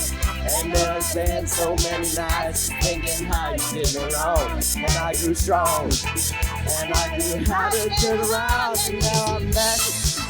Somebody new. I got that chain of blue person still in love with you. And so you felt like dropping in and just expect me to be free. Well, now I'm saving all my loving For someone who's loving me. All right, now go. Walk out the door. Okay. All right. I do think it's kind of ironic that that's my go-to karaoke song forever is I Will Survive. So, okay. Wow, I'm exhausted after that. Whew. Are we ready? Because I don't think they want me to sing anymore. I say I don't sing, I entertain, and that's okay. Are you good? Are you ready? Take a deep breath. Breathe. You're going to be fantastic. Okay, off you go. Woo! Woo-hoo-hoo!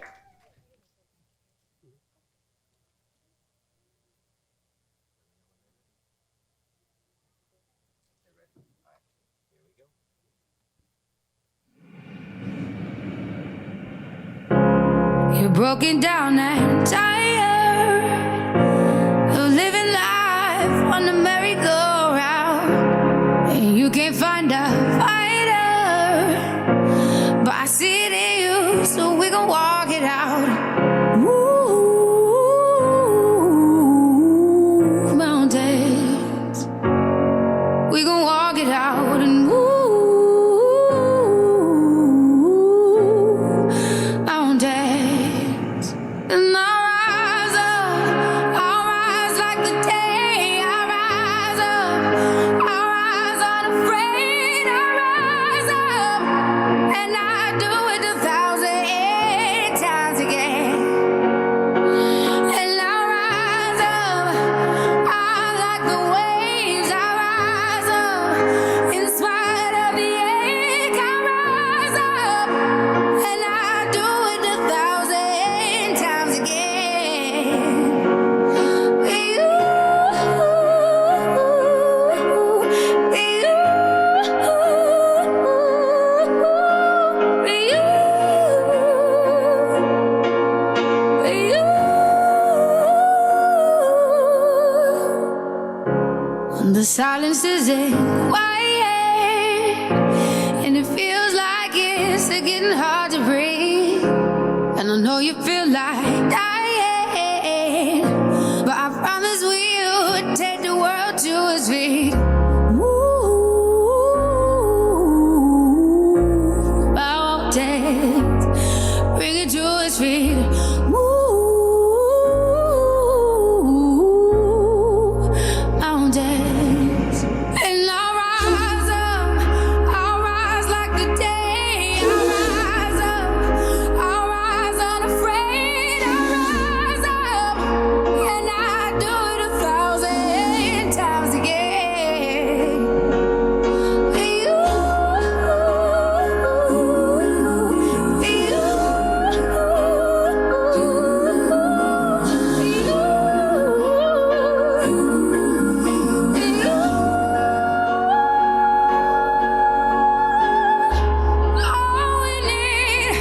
All we need is hope, and for that we have each other, and for that we have each other. And we will rise, we will rise, we will rise. We'll rise. I'll rise up, rise like the day. I'll rise up in spite of the ache. I will rise 1,000 times again, and we'll rise up. I like the way.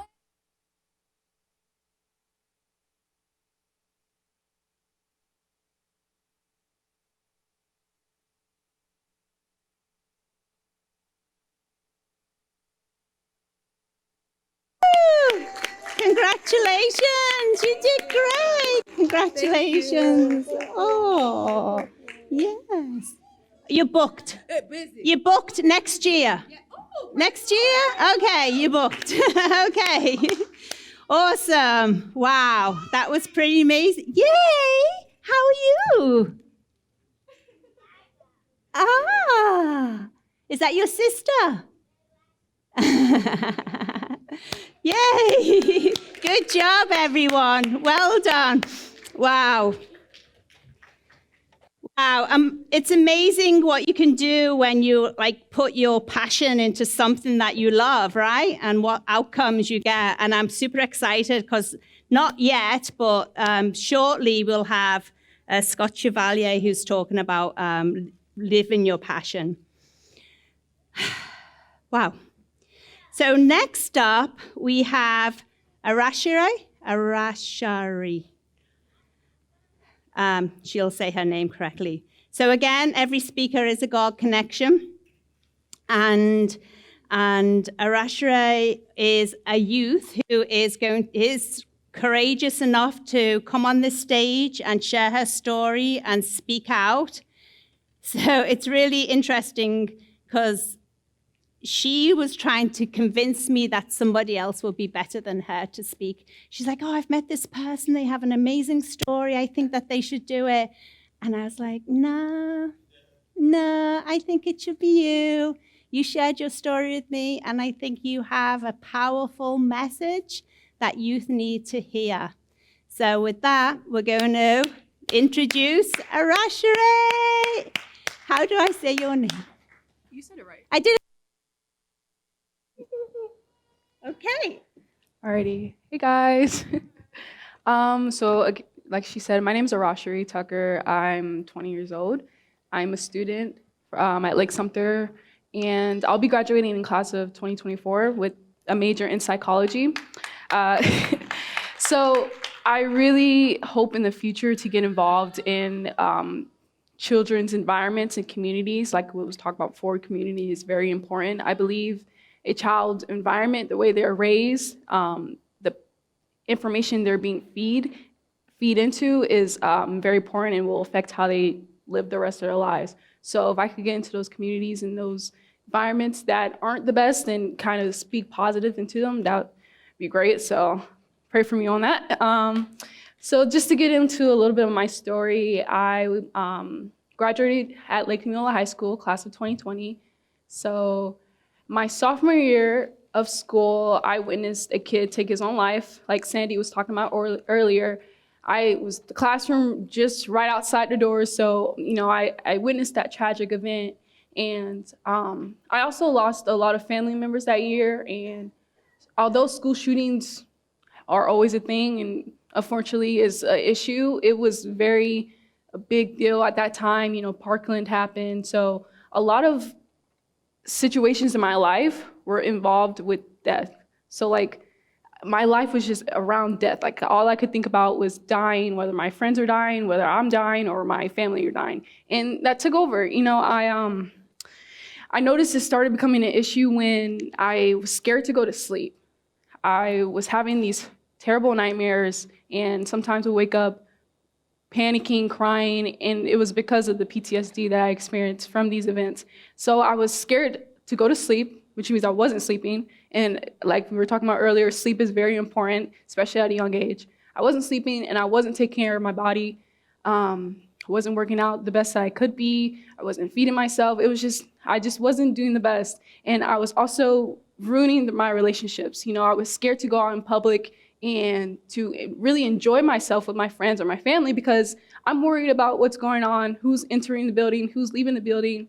If I'm seeing someone who's, expressing some unusual behavior, I was scared, that something was going to happen. So I wasn't taking care of myself, and I wasn't allowing myself to live because of that fear of death, that fear of losing myself or my family.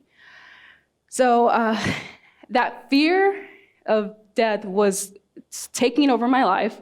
And again, like I said, I wasn't wanting to leave my house, and I wasn't taking care of myself. So I was sabotaging myself, and I was so worried that my life or everyone else's life was going to be taken away from me that I was going to decide to stay home and not go off to college because I didn't know how I was going to live with myself if I was away at college having fun or whatever, and I had to get a phone call that something has happened to a friend or a family. So I was sabotaging myself to live because of this fear. But I grew up in church my whole life. My parents were youth pastors, so I know God, and I know that I belong to Him, and I know that He is my Father. But at that time where I was experiencing this PTSD and this lack of care for my body, I was crying. I'm crying out for help, for someone to help me. And it was a low cry. No one could really hear it. Like I said, I wasn't really expressing it, but internally I was. But God, He heard my cries, and I got the help that I needed. I actually went to the family counseling center, and Tina, she was on the video. She was my therapist, and so I got help through that. And I also grew my relationship with God. My relationship, it skyrocketed after I acknowledged that I needed the help. And I was also acknowledging all the miracles that were happening in my life. This kid has taken his life, but he could have also taken other kids' lives. And although it was a stormy night or we were driving home, I got home safely. All these miracles were happening in my life, and I wasn't acknowledging it because I was so engulfed in this fear that my life was going to be taken away from me or my family. So once I acknowledged that God is here to help me, and then I was acknowledging that I need the help, so I'm going to therapy lessons, it started to get better. And I actually want to share the scripture with you guys. It's Hebrews 11:1. It is, now faith is confidence in what we hope for and assurance about what we do not see. So I allowed that scripture to use me I starved my fear, that fear of dying or losing my family or my friends, and I started feeding my faith that God is in control and He's going to protect me and that I'll be okay. So that scripture really helped me out.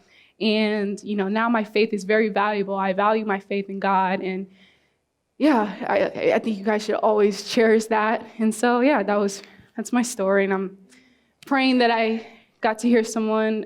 I'm praying that someone who's heard this message, it reaches to them, and I'm very thankful. And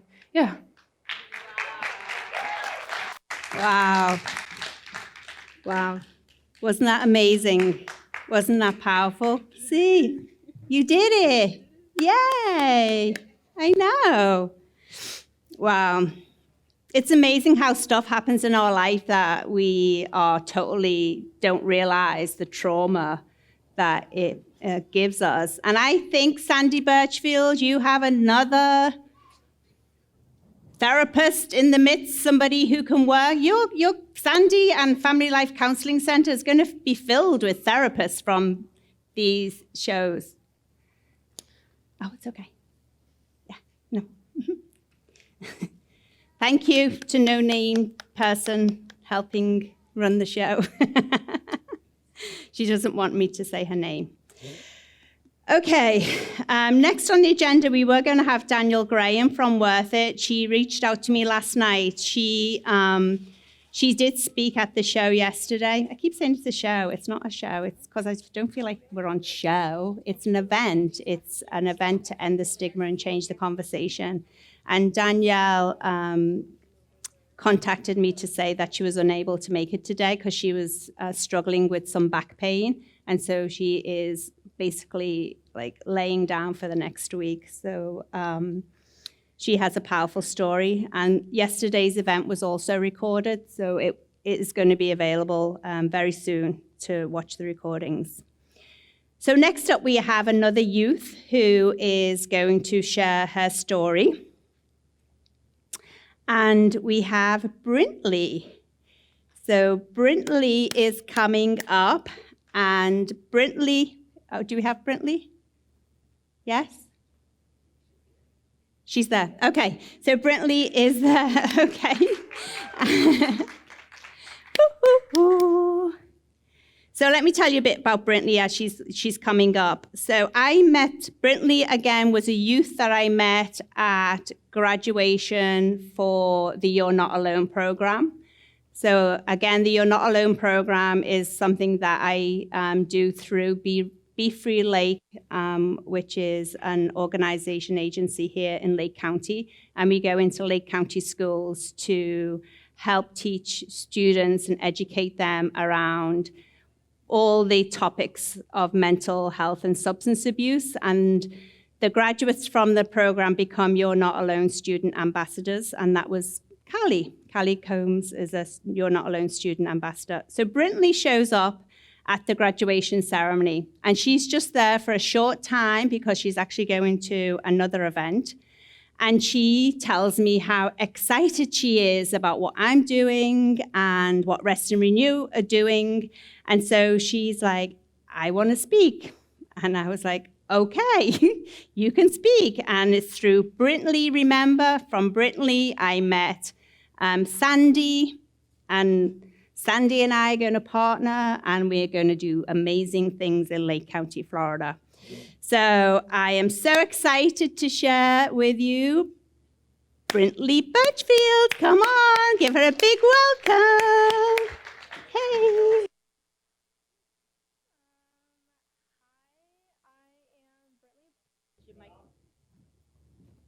Think so. Oh, okay. Hi, I'm Brintley Birchfield. My mom was up here earlier. She's the one that owns like the big business and everything. So I'm 16 years old. Haven't been driving for a year, so it's a little bit nerve-wracking talking to adults. I'm used to talking to kids more my age. But I guess I'm just going to be telling you a little bit about me. So obviously, if you were here earlier, you heard my mom. She's been into like the mental health professional field for quite some time, longer than since I was born. So I grew up around knowing mental health is important. My parents, my dad's a pastor, was a pastor whenever I was born, and now they're the head pastors of their own church. And my mom, obviously they own a business. So I'm set. I have amazing parents.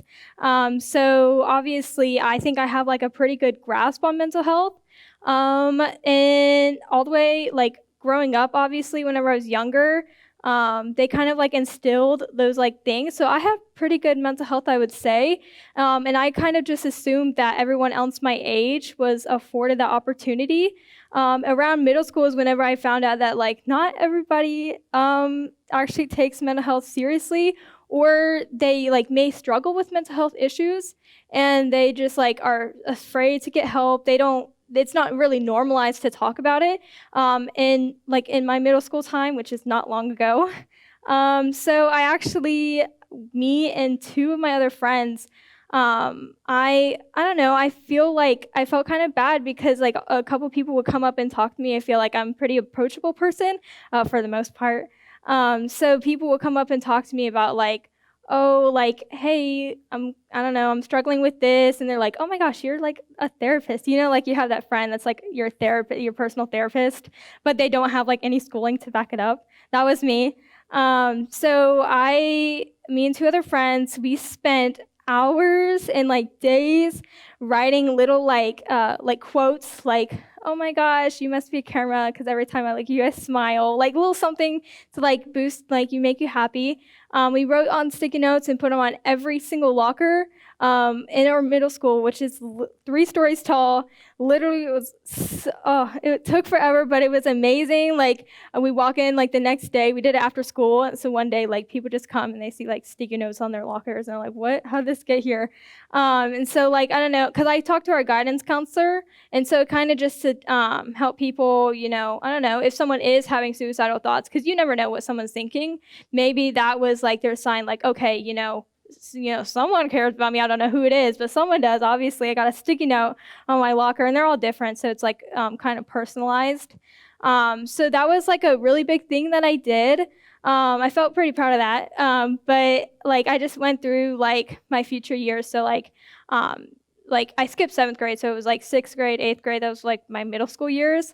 And then in high school, I kind of just went with the flow, you know. My dad's a football coach, so I mean, and like a pastor, so I have like that, like people would just come to me, you know. And I feel like a lot of times people say, oh, send them to a trusted adult, which is like, I mean, what I would do, but it's not very easy as it sounds for people to actually talk to a trusted adult. You know, so like that puts a lot of pressure onto the person itself, like, because you know, like I don't know, like my mom's the therapist, I don't know all this stuff, so I don't know why you're coming to me, but they would. And so freshman year was whenever South Lake High School, that's what I used to go to. I went there for 9th through 11th grade. I'm a senior now at Eastridge. But they had the first year of You're Not Alone, which is like a student ambassador program for mental health people, I guess, like to spread awareness to it.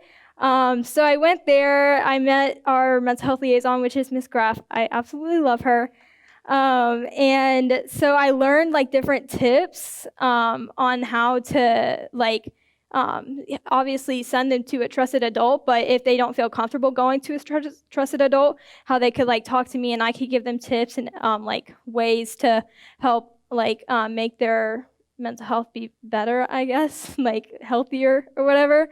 And so that's what I did. And then also sports. So one thing about me is I've done softball for so long, and then like high school, I don't know, it was like more serious, and I am not good enough to play in college. And so I was like, and my school took it very seriously. So I kind of did like multiple sports, which is kind of like sad because, you know, I'm not the best and I don't like not being the best, but you have to look on the bright side of things. So the fact that I could do multiple sports, like every year I try to like switch it up and choose a new sport, which I'm so grateful that my parents like let me do that, because I know that was like must be so aggravating trying to get like new gear and stuff. But each sport team that I'm on, I always like pray before games, or like I'm always like the team therapist. And so like, you know, spreading mental health awareness, because you know, it's more common now. I actually did a research paper on it last year on mental health. So in the late 1900s, like in the 80s and 90s and like early 2000s, mental health did have like a stigma, like, oh, you have bad mental health, you have to go speak to someone, you're like messed up in the brain, like you're messed up, you know? And but it had like a negative connotation, like that's like embarrassing to talk about.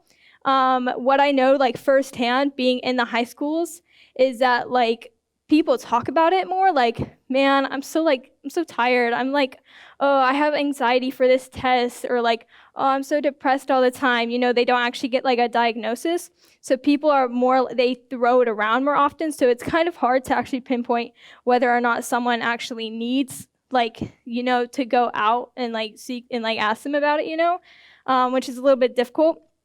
But so the stigma, like it's not so much negative, I guess, anymore, but it's just like not as serious as it should be taken, because mental health is a big deal. Because and a lot of people, they're like, well, why do I care about mental health? But actually, mental health does correlate with physical health. And like, so if you have bad mental health, you, as she mentioned earlier, like you won't live a longer life, a healthier life, you know? And people are like, well, I mean, I don't care. Like, I'll do what I want. Like, I'll drink alcohol, I'll do drugs, I'll do all this stuff because it's fun while I'm young. But I mean, like, what? You're only in high school for 4 years. I would rather like take my mental health seriously, take my grades seriously in the 4 years I am at high school, or the 12 years I am in school in general, than and like maybe not have as much fun, like still have a social life, but like not have as much partying fun and stuff like that. But I'll have the rest of my life to have so much fun as an adult. And obviously I'm speaking to mainly adults. But if you do know any kids or teenagers, please tell them the importance like they have speaking to people their age, because like I can do more as a student, no offense, than any of you adults could do to a teenager's life, you know, like speaking to them, because I am their age, you know? You know how many times like we have speakers come in as adults, and yes, you'll get a couple students that are like, okay, like I need to talk to someone, like I actually take this seriously. But whenever someone their age comes in and starts talking about it, then it's like a whole nother ball game. They're like, okay, like this is actually like okay to talk about. So for my future plans, I am tossed up between dermatology and psychology. I am leaning more towards psychology, obviously, because I think it's so interesting how the brain works. And then obviously, like helping those, someone said it earlier, speaking for those that can't speak for themselves. I think that's a big thing, because, you know, you don't know what happens behind closed doors, you know, so just being that person for them. And then hopefully I can work for my mom if she's still doing it. But I mean, yeah, I guess that's it. Wow. Thank you for letting me speak. Do you see a future national, international speaker here? Not to put any pressure on you. But Brittany, I mean, she's incredible, and she has so much, you have like so much passion, and you're just so determined. And one of the pieces of advice I gave to Brittany based on my life story is, I know you have a plan, but you know God's plan is greater. Yeah. And then when you were talking about dermatology or psychology, I was like, well, you keep like choosing different sports, so why just not both, right?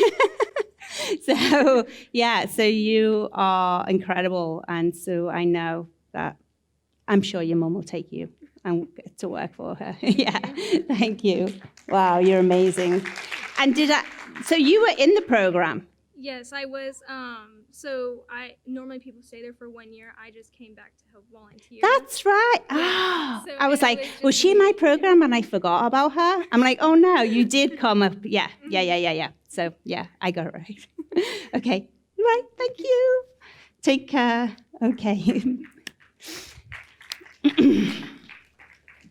Okay, so we're going to hear from Scott Chevalier. And Scott is really out also to make a difference in the life of youth. I do believe that our youth are the future. There's a song that I'm not going to sing, like, I believe children are a future. And I believe that our youth, unfortunately, are living in a time like never before, where there is so much pressure on them from all different angles. And I know that I've said this before, but our mental health system is broken. You heard Sandy share some of the statistics. The family system's broken, the healthcare system's broken, the family system's broken. Everything seems to be broken. And you've heard speakers over the last few hours who have talked about, being that someone. Like, how often do you hear people say, I wish somebody would do something about that? Like, okay, why not you? Why not you be that someone? And so it's with just great joy that I connect you with Scott, who, remember, I talk about connecting the dots. So Joe Zyler from yesterday, who challenged me to actually host my own event, introduced me to Scott. Joe actually sent me a text and said, hey, I've met this guy. I think he would be a powerful speaker at the event. I was like, okay, sure, why not? I'll meet with him. And I know that Scott and I are going to also be a powerful force in the Lake County high schools as we help our youth find their passion and purpose and love their brain. So it's with great pleasure I introduce Scott Chevalier. Hey. You will.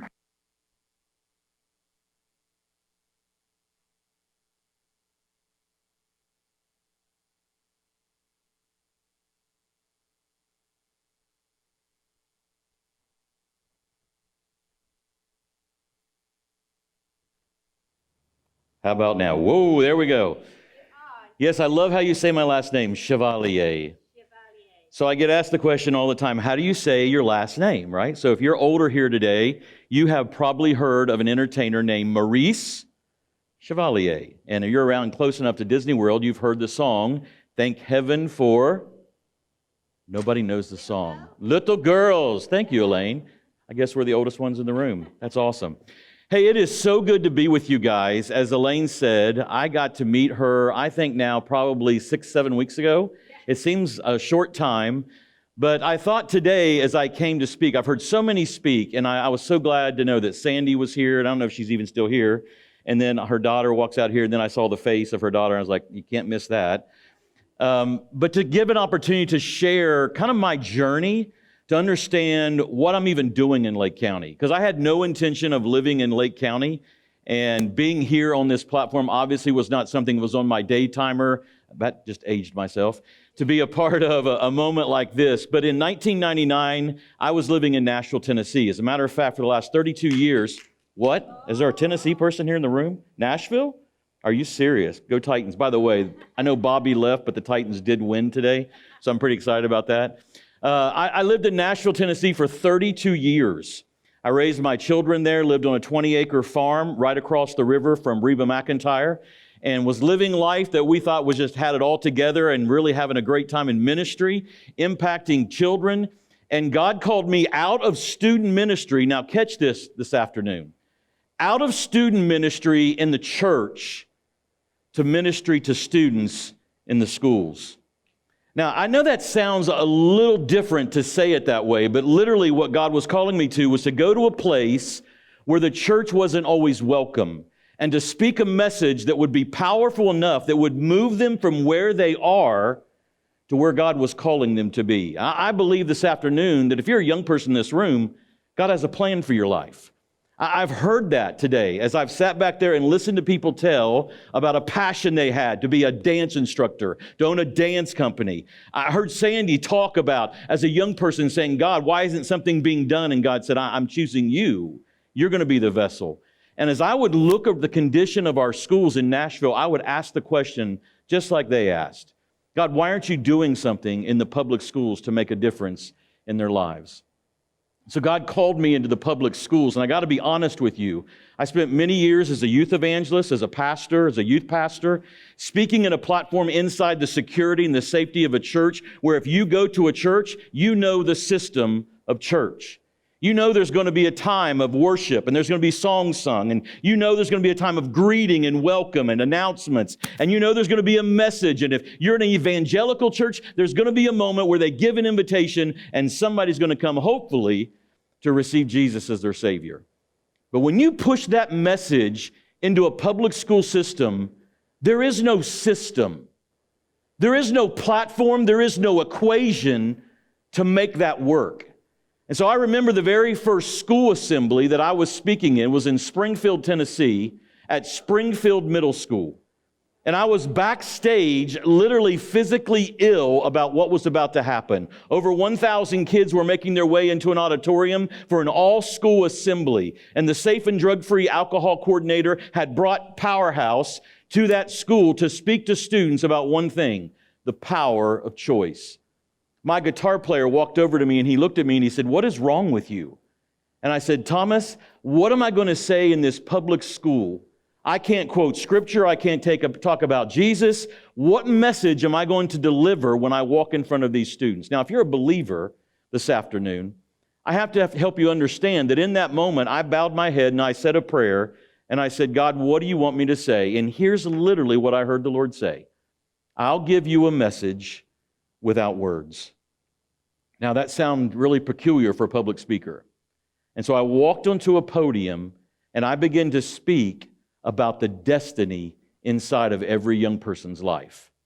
At the end of that assembly, I walked off the stage, over 1,000 kids in the room, and one student looked at me and he said, "Hey, buddy." And I looked at him and he said, "You made a difference in 6 people's lives today." Now, I got to be honest, as a public speaker, I was kind of offended. And I turned to him and I said, "What do you mean by that?" And he said, "Well, I got it, and so did my 5 buddies." And then I began to understand the scalability of that message across that platform. Could I tell you that in the next 8 years, the assembly program launched in schools all across Middle Tennessee, to the point that it took me to the Pentagon, where we signed a large contract with the federal government to go into public schools and talk to students about the power of choice. In 2006, you would think at that point that things were going well, and as we were in the schools and talking about the power of choice, that we would continue to do that message, except for one thing was happening that I had no control over. You see, our assembly program was basically a rock and roll show with a message at the end. 30 minutes of music, 20 minutes of message. And during the tear down portion of our program, when the students were gone from the auditorium, much like this or a gymnasium, we would be in there tearing down and students would begin to trickle in one by one, sometimes 10, 12 at a time, and they were handing me letters. And I would grab the letter and I'd say, "What's this?" And I said, "I just wanted to thank you for being here at our school today." And I said, "Man, that's awesome." And then I got on the bus and I began to read the letters and begin to understand that those weren't thank you letters, that literally the letters they were giving me were their suicide letters that they had given me at that assembly, saying, "Today was my last day, but because of what you said, I'm going to give it one more shot." I got on the bus in 2006 after having so many of those letters, and I looked to my wife and all the team and I said, "I'm done. I'm not going into another school and talk to kids about their passion, about their purpose, about the power of choice until we have a structure that we can offer these students once we leave the assembly that can make an impact in their lives." Fast forward 5 years ago, I moved to Central Florida, not choosing to live here. As a matter of fact, I didn't know people lived in Central Florida. I thought you got on a plane with Southwest Airlines, flew into Orlando International Airport, a little Mickey bus took you to a park, took all your money, you had fun for a week, and you went back, literally having no idea that people lived here. And my daughter looked at me because at age 13, she had started a princess business where she had Cinderella, all the different characters that you can name, who would go to Vanderbilt University and work at the cancer ward with juveniles. Well, that turned into a business. It got so large, over 40 employees, that now she looked at me at graduation and said, "Dad, I want to do this and do it in Orlando at Disney World." I made my way to Orlando because Orlando is not Nashville. And I said, "Honey, you're not going to do that by yourself." We sold every Angus cow on our property, 125 chickens, every piece of furniture we had, and moved to Orlando, Florida. Now, I got to tell you that my daughter, and I hate that this is being taped because I'm going to be very truthful, went to work at Disney World, got hired immediately. She knew all the princesses there, had already been talking to them. And when she got hired and started working there, she found out she really didn't like it at all. And then I began to ask the question, "God, why have you moved us to Orlando, Florida?" I got my real estate license, and I sat in Caldwell Banker's office one afternoon. And as I sat there in the office, literally asking God, "Why do you have me in Orlando, Florida? Why did I leave 32 years of network and what we had tried to build for God's kingdom in Nashville to be here in a community where I literally didn't know anybody?" The broker at our office told me, Scott, sit there on a Saturday. If somebody new comes in, you get to have them. Maybe it's a way you can build business. And so I sat there. He always sent 2 realtors for safety to be together. And as I sat there on that Saturday afternoon, the other realtor walked in, sat in her chair, and about halfway through the day, she looked at me and she said, "You're a man of God, aren't you?" Now that's a peculiar thing to say in a real estate office. And I said, "Yeah, why do you ask that?" And she said, "Because you need to understand that I didn't come here today on my own. As a matter of fact, there was supposed to be another agent come here today, but I asked if I could take her place. And the reason I wanted to come here today is because you have been asking questions about what God has you here for." I don't know if somebody reads your mail like that, if it gets your attention. But as I'm sitting in a Coldwell Banker real estate office and somebody says, "You're asking God the very questions that I'd been asking God," she had my attention. And I said, "Why do you say that?" And she said, "Well, I'm going to tell you what the Lord has been saying to you and what the Lord is saying about you. You've been asking the question, why are you here?" And God says He wants you to know the reason you're here is because it took your daughter to move you here, because you would do anything for Peyton. She was right. My daughter gets married December 3rd. The guy she's marrying leads worship at their church. And I would do anything for Peyton, and I sat there in that chair in disbelief. She said, "You have to understand, I hear the Lord saying that there has been a calling for you to come. As a matter of fact, I see you speaking, I see your daughter leading worship, and you have to understand at this point, I'm living down by the airport in a condominium after living on 20 acres in Nashville where everything was totally different." And as she began to speak those things, I began to see inside of me a scripture that a lady just said a few minutes ago in Hebrews chapter 11. Now, faith being substance of the things hoped for, the evidence of things not seen. To understand that the faith that is put in you is a seed that grows when you water it with your steps. When you begin to believe that something is given to you, when you here today begin to believe that you did not come by chance, but you came for a specific reason, and one speaker or another has spoken something into you, when you begin to take what has been spoken into you and you begin to step, watch, by faith into this, you begin to realize that those steps begin to be ordered by God. I begin to find out very quickly, and I want to move very quickly because I know you said 15 minutes, and you know how I am. I'm going to try. To get you the point to understand, now I know why God moved me to Orlando, Florida. Why God moved me to Lakeland County that I didn't even know existed. Why God now moved me to Leesburg, Florida. You see, as I was working as the Director of Strategic Development at the Hope Center in Clermont, a police officer came into the Hope Center one afternoon. As a matter of fact, it was a Christmas time because we were ready for a Christmas party. And he looked at me, and I did not know Officer Cologne at the time. He's still there with Clermont PD. And he said, "Somebody's got to help me. I'm Baker acting 5 kids a week in Clermont, Florida." Now, you have to remember, in 2006, I shut Powerhouse down. I was not working on Powerhouse. I was selling real estate, living there in Clermont. But when he said those words, he had my attention. 5 students a week Baker acted in Clermont, Florida. Can I tell you, in a town of Nashville, Tennessee, 5 a week would be a lot. But in a town of 30,000 people, that's enormous. And so I listened to him as he shared that story, and he said, "Scott, somebody's got to help me. I have no solutions for these kids. I take these kids up the road, I drop them to this counseling center, they're in for 72 hours, they're out the back door, and I'm picking them up the very same next weekend." And that very same spirit that I heard backstage at Springfield Middle School that said, "I'll give you a message without words," said this: "Tell him." And so I sat on the couch at the Hope Center before a Christmas party with an officer I didn't know, and I shared the story of the Powerhouse Youth Project. Officer Cologne looked at me and he said, "You need to start that here." And I said, "Officer Cologne, I'm not going to start that here until we can build the whole system." I got off that bus in 2006. He said, "I will help you." That began collaboration meetings of over 30 different agencies coming together at the Hope Center once a month. As I begin to share the full vision of what the Powerhouse Youth Project is all about. As a matter of fact, go to that second slide. The vision of the Powerhouse Youth Project is simple. It's dedicated to engaging and impacting today's youth by providing them opportunities, watch, that will literally change the trajectory of their life. That's what Powerhouse was literally all about as I was sharing to these 30 collaborative groups. Now, you have to start with, what does Powerhouse believe? Here's what Powerhouse believes. We believe, you can go to the next slide. Or do I have it? Is this what this is? Is it really? It's an Apple product. Great. Everyone has a passion and a purpose. Now, do you believe that? Does anybody here believe that? Yeah. That's very quiet.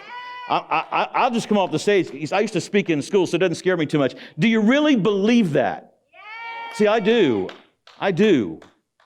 I don't believe there's a student that I meet, no matter how messed up they may seem on the outside, that they don't have a passion and a purpose. See, I know that because as a believer in Jesus Christ, it says this in Psalm 139. For you created my inmost being. You knit me together in my mother's womb. I praise you because all your works are wonderful. I know that full well.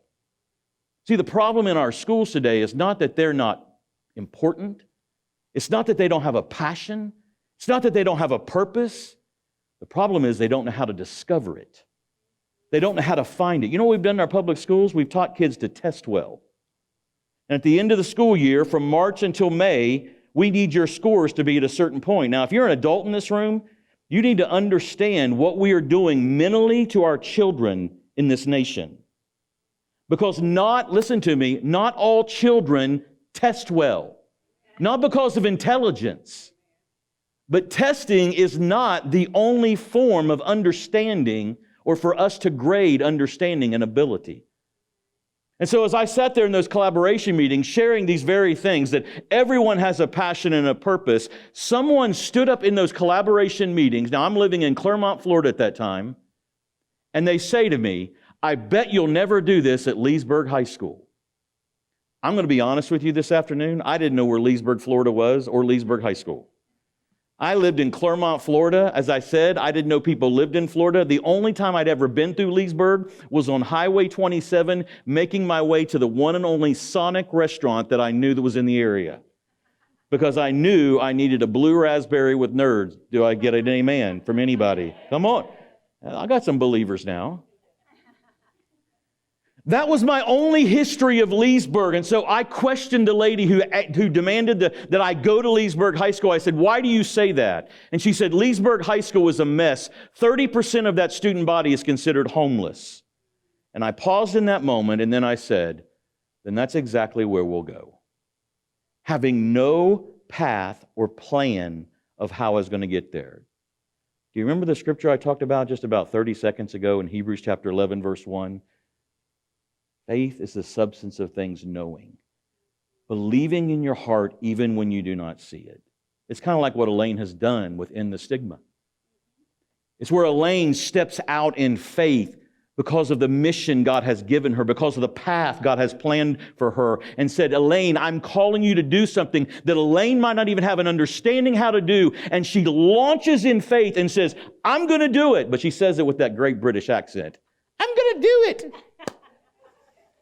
I love when she talks to me in that British accent. I remember the first time I met her, the passion, as she sat and told me the story. Because if somebody tells you on the phone they want to have a meeting with you and they tell you that they are a 2-time suicide survivor, do you think you want to meet with them? I said, I want to hear this story. And I remember that day, as we sat there, she told me her passion, her heart, and what she felt God had called her to do. You see, we sit in these rooms like this and we come together, and I am not unaware as I look at an auditorium like this that today is Youth Day and there might be only 6 teenagers in this room. And for some of us in this room, what we would say, wow, what happened today? Can I tell you it's what the conference is all about? It's because there is a stigma. It's because there is this mentality that says, we don't have an issue. So I didn't know how I was going to get to Leesburg High School. But I made my way up because I have a GPS, and I found Leesburg High School, and I met the principal, Michael Randolph. I shared the vision with him. I told him the story I just told you, and he leaned across the table and he said, you have the key to my school. Come be a part of this journey with me. Now, I could tell you a whole lot more, but I don't have time. But I can tell you the second part of what we believe is this. Everybody in this room needs someone to achieve your passion and purpose. So if I looked around this room and I see some people who are a little older, not because of your hair color, because I got it too, but if I asked you the question and you were to be honest this afternoon, how many of you in this room have somebody in your life that is responsible for getting you to where you are right now in life? Can you just put a hand in the air? Every hand. You know what? Every Chamber of Commerce I go to, every Rotary Club I speak at, doesn't matter what the group is that's standing in front of me, I see the same response. Can I tell you, at Leesburg High School, I would not get that response. Can I tell you, at Eustis High School, I would not get that response. Can I tell you, at Tavares High School, at East Ridge High School, at South Lake High School, because it doesn't make any difference the geographical location of the high school or how much money lives in the public school, the same condition exists. Without a vision, a great philosopher said, people perish. The reason young people were handing me notes from 1999 to 2006 saying today was my last day was because they had not found the purpose, watch, the destiny that lived inside of them. Today, as we sit in this room thinking about how do you end the stigma, we're about to launch at Leesburg High School on October 10th, 2 weeks from tomorrow, a strategy that will take, watch, 50 students through 14 sessions that by the time they end those sessions will be more aware of their passion and their purpose and watch and how to achieve it than most adults who get up tomorrow to go to work. They will have an understanding of what's inside them and why they are uniquely wired the way they are, why their personality is the way it is, what the career path might be because of the way they're wired, why it might be that the young lady says, I'm going to be a dance instructor. Something inside of her that is unique all of a sudden is revealed. You see, some of the platforms and processes that we're working with these students at Leesburg High School, these students were given to us. Are you ready for this? Because I purposely asked Mr. Randolph, don't give me your valedictorian. Don't give me the 3.5 grade average. I don't want the quarterback. I want you to find me the students who are not going to graduate at this school. Now, I think it's sad today in our public school system that we know that by third grade. We have already identified that. That's not me saying that. Your school system says that. That if their reading level is not where it needs to be by the third grade, chances of them graduating are not high. And yet, knowing this fact, we're all adults in here, right? 80% of people who are incarcerated today are high school dropouts. And yet we have no plan. We have no process to move their life from where they are to their future. These 50 students are going to go through 14 sessions. They're going to have some of the best life coaches working with them, some of the best people who put the time. They're going to have Elaine working with them on brain health from the shoulders up. They're going to have a better understanding of how to go to a career day in March where their school was blocked by all the businesses and all the schools who want to be in front of them. And they're not just looking for a school day free card. They're going to go in intelligently knowing who to talk to. I wonder who you are in this room that's like that today. That you're wandering aimlessly because you haven't found your passion and purpose. The bottom line is you don't even know how to get there. You see, that's what Powerhouse is all about, is leading kids from where they are to launch them to where they can be. The good thing about Powerhouse, we don't just do it and leave them alone. We call it a high-tech, high-touch. This is the part in 1999 through 2006 that didn't exist. If you're in this room and you were born before 2006, and some of you are, I can see some young ones. Many of you were born before that. You did not have on your phone before 2006 something you use every day called an app. Didn't exist. You could text. You had no apps on your phone to call Uber and order your pizza. In 2006, we had a vision to build that very pipeline through a phone to a student. Here's why: because God showed us that that would be a platform that they would be very familiar with, knowing how to use, and would use it. And in Nashville, when we met with technology centers in Vanderbilt, didn't matter who you spoke to, when you used the word, an app wasn't even used, so we used the word digital pipeline. They looked at you like you were from another planet. Can I tell you that app is going to cost over $300,000, and we launched it last week to be built. It's amazing. And I'm going to blow your minds. You ready? It's not because I have $300,000 in a briefcase backstage. It is by faith.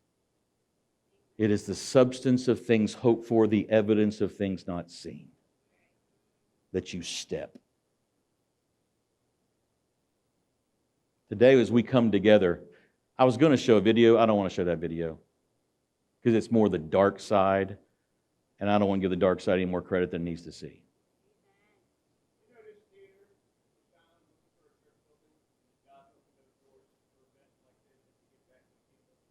Come on.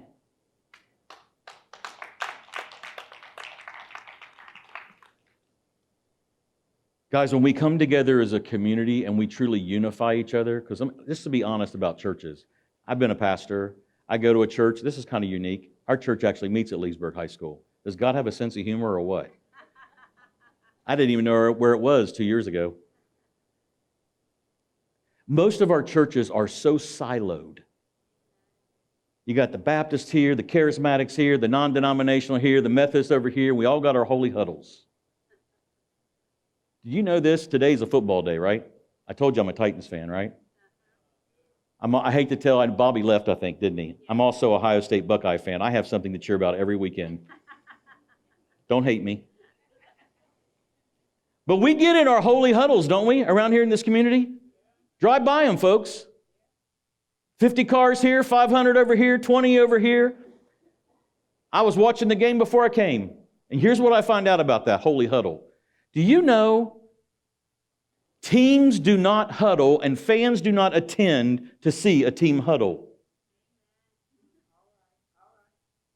They come to stadiums to see, now that you've huddled, can you now score? So if we really want our churches to be activated with this type of thing that this young lady has put her heart and soul into, it's ripping the stigma off of pastors and youth pastors whose own kids are messed up, whose congregation are full of people who need help. Watch. And stop being worried about having a program, some worship choruses, and a sermon and a song at the end. But finally become what you need to be. What Jesus had intended the church to be, and that is a hospital. A safe place to come, a triage center, where you can bring and not be ridiculed for who you are. Session number 1 at Leesburg High School. If you know a student there, don't tell them. Session number 1 at Leesburg High School, when they walk into that first session, 50 students will walk into a room. Can I tell you how really elaborate, philosophical, and theological that meeting will be? No, it's not being live streamed. No, it's not being live streamed. Oh, this is. Everybody in Leesburg, hit off. We're throwing those kids a birthday party. We have a cake ordered that says Passion to Purpose. There's a bag going to be at every one of their chairs, watch, with their name on it individually, not group bags. Hey, we got 50 bags, y'all take one. For you created my inmost being. You knit me together in my mother's womb.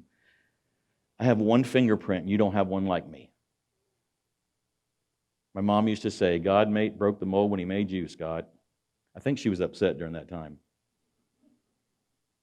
But He did. Do you know the most underlooked and overlooked thing in a child's life right now?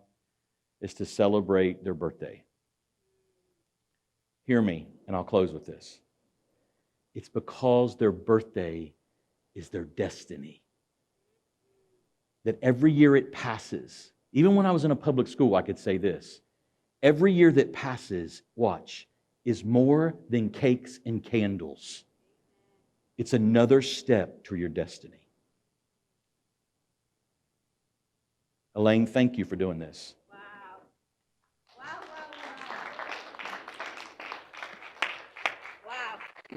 Thank you. Oh my goodness. Wow.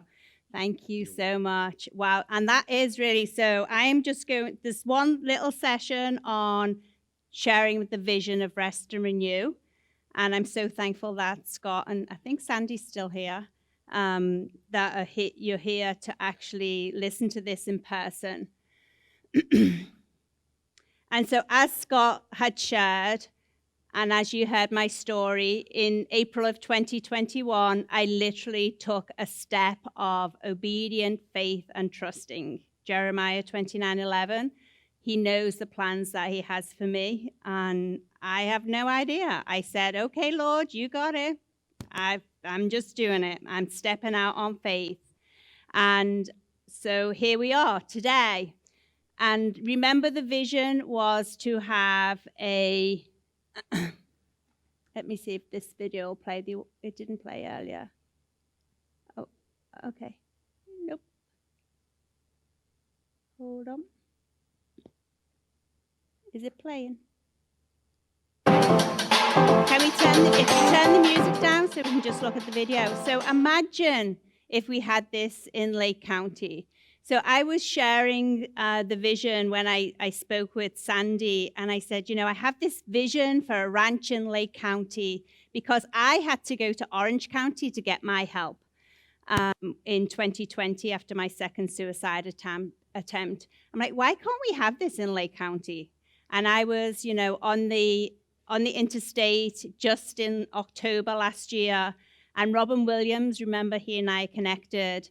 I got this picture of Patch Adams, and I was like, oh, Patch Adams was kind of like, oh, I'm just going to do my own hospital. And then I'm like, I am not in corporate America anymore. I don't have to, like, report to anybody other than God. So why not? Why not create a ranch in Lake County? And a place of whole person healing, a place where there's going to be horses, and there's going to be gardens, and there's going to be a spa, and there's going to be swimming pools, and you're going to eat great food, and you're going to have amazing help there. Why not? Why not in Lake County, right? Lake County has so much land available, and it's like, oh my goodness, why not? Well, every time I shared this vision with people, they would say, give me the first bed. I want to go there. And I was like, well, you have to be diagnosed with a mental condition, first of all. And so then my vision has already expanded because God's like, but it's about prevention, right? You've heard the stories today. It's about prevention. I love that Mental Health America, their logo is like before stage 4. Like, we need to get to people before they get to crisis. And how do you get to people before they get to crisis? You help them become well. And so there are going to be 2 ranches. I'm totally stepping out on faith. I have this vision, and there are going to be 2 ranches in Lake County. One ranch is going to be the Rest and Renew Ranch for prevention. It's going to be a retreat. It's going to be used for women's groups, men's groups, youth. It's going to be a place where you can go and get rest and renew. Who's signing up for the first bed? And it's going to be a place where you can just like go, and then you can go back into the world with new skills, with new ideas, and then hopefully you don't end up in the Rest and Renew Ranch that is for intervention. Because Sandy knows this full well. We have more people that need help than we can provide help. And we could say, okay, we're not going to do this too much. Or remember, as I said right at the beginning of today, is it's about that one person, right? It's about one person getting what they need. That one person then goes to another person, who goes to another person. I shared this yesterday with the adult session. After my first suicide attempt, I was just there for 10 days. And my husband and my best friend came every single day to visit me, which was awesome. In my second attempt, it was COVID, so I couldn't have anybody to come and visit me. The difference between the two facilities was one was acute care and the other was residential inpatient, which meant I had a cell phone. I had a friend, I call her a friend, never met her in person. She lives in Australia. She's formerly from England, Kay Clancy. I love you, Kay. And Kay, she would send me a message on LinkedIn every single weekend. She would send me a message and say, hey, thinking of you. She'd just send a sunflower image. And I know that Kay is making a difference in Australia. And between the two of us, we will often say through our LinkedIn posts, we will say one person, one conversation at a time. And I'm like, yeah, Kay, we are going to create a tidal wave. We are going to create a tsunami between Australia and America. We are going to shake up the system. I know for me personally, I have been stuck in the thinking of, I'm not good enough, I'm not smart enough, I can't do this. Wow, me, Elaine O'Brien from Kent Gardens, you could possibly do this? Why not? I know I can because I know my God can.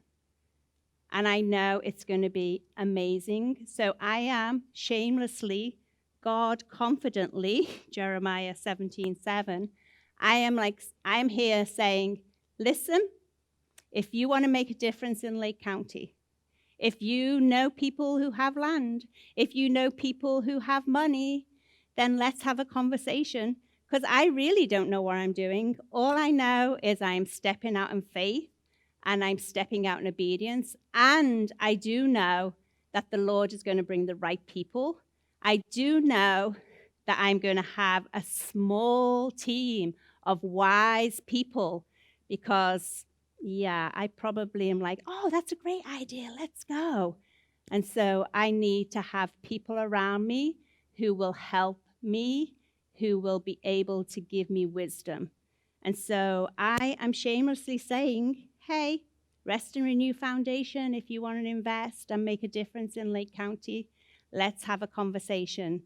So before the ranches are created, where you can actually go, I'm just going to go and rest and renew, rather than saying I'm going to a facility for help. We're just going to keep moving one step at a time. We're just going to keep going. So you'll see here, we already have planned and we have a venue for our first inaugural spring gala. So the significance is September is Suicide Prevention Month. May is Mental Health Awareness Month. So that's why September and May. And Jessica Vedder from Vedder Construction, and Jess actually is the owner of the carriage house at Vedder Farms in Leesburg. Oh my goodness, Scott, I just made Leesburg. Wow, Leesburg's going to change the world. Right, so we're having an event there. It's going to be a black tie event. And Leesburg and Lake County, Florida, what black tie events actually means to us Brits is that you actually wear a black tie and you put a suit on and you have a nice dress and it's formal. So that's what that's all about. And then next year, the same month, next year in September, we are going to do this every single year. The mayor of Mount Dora has already told us that we can actually do this in Mount Dora. The vision is in Lake County, we are going to have this event in every city in Lake County that has a place where we can host it.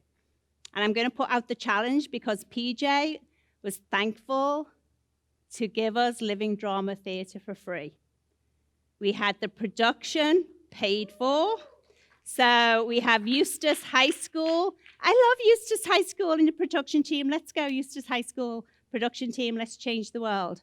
And so, yeah, and if you're watching this and you're like, you know what, I want to be part of the change, I want to make a difference, then save the date and you actually send an email to Rest and Renew Speakout 2023@gmail.com and just say, hey, I'm interested. And you don't have to say anything more than that. And we'll follow up with you and we'll just have conversations and we'll make it happen. So if you're bold and courageous to speak out, then please Rest and Renew. It's Rest and Renew Speakout 2023@gmail.com. So we wanted to end this show with a song. And Leah is a really great friend from Journey Christian Church. And I met her in a parking lot a few months ago. She was singing in a car, and I had a conversation with her, and I said, you've got a great story. Do you want to be in the event? And she's like, yeah, why not? I think several times she tried to pull out, but I encouraged her to stay. So as we close out this event, you're going to hear from Leah, and then we will close out. We'll close out the live show. We'll close out the recordings. And I just hope that this has inspired at least one person to speak out and make a difference. So thank you, everyone. Leah! Check, mic check. Check. Hello. Hello. There you go. You're Hello. on. All right. Hi, everybody. Hello. I'm back. God has a sense of humor because I was like, all right, I'm done yesterday. And I was so glad it was over with, grateful and glad it was over with. And then she called me to come back and do it again. And yeah, so I was super nervous because, again, like I said yesterday, this is always very vulnerable. Getting open, getting honest, telling your story, letting people know who you really are without a facade. There's a lot of fear in that. So I'm going to try to make this a little briefer version than I did yesterday because I know I'm wrapping it up and I don't want there to be nobody in here. But I am going to say that I have a very special person, 2 people here today, and I think that's why I'm like extra nervous. So I talked to my son and his girlfriend into coming. So that's like an extra level of, yeah, it's an extra level of fear. Anyhow, okay. So let me see. I'm not a public speaker, so deal with me for 1 second. I'm going to talk a little bit about my childhood trauma. If you were here yesterday, you heard it, and I talked a little bit about my childhood sexual abuse, and that being the very first memory that I could remember, which instilled a sense of fear and unsafety within myself, which then led me to make a lot of really insane decisions. I grew up in a household with a dad who was an alcoholic, and he was very unsafe. He was unsafe too. So he would drink all the time, party, do a lot of other drugs, and I could just remember there being a lot of like insanity and no sense of like direction or discipline or anything, just a lot of insanity. My mother died, both of her parents died before she was 15. And so she didn't have a good parental upbringing either in any sense of direction or discipline either. So with that combination in a child, you've got the childhood trauma, you've got the parents who did the best they could with what they had. But that led for a kid who had no idea like what was good anymore. I thought I was bad, something was wrong with me. The sexual abuse that happened, I couldn't figure out, like I held it in for 20 years. And because of that, like I was all over the place, I did try to attempt suicide twice, once when I was 16 and once when I was 18. I started having children very young, so my son had to kind of grow up with me, he had to see a lot of stuff he shouldn't have had to see.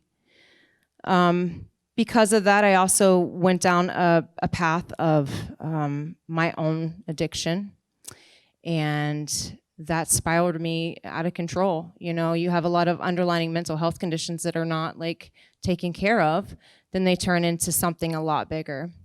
I had lost any kind of will to want to live. I really didn't care if I lived or died, and no one could get me to stop. And it wasn't until God kind of came in and he had a whole different purpose for me. And I honorably believe that like this is part of it, because I wanted to cower it out, like she said, many times. And unfortunately, and fortunately, I guess, God wouldn't let me. Because it's in these moments when I'm super weak and I'm very fearful that it reminds me that I'm a human being and that I need God.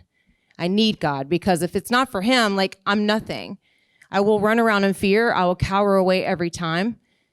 But if it's for a purpose that's greater than myself, if my testimony and my story is meant to be told to give somebody else hope, then who am I to say no? Who am I to tell God no? No, thank you.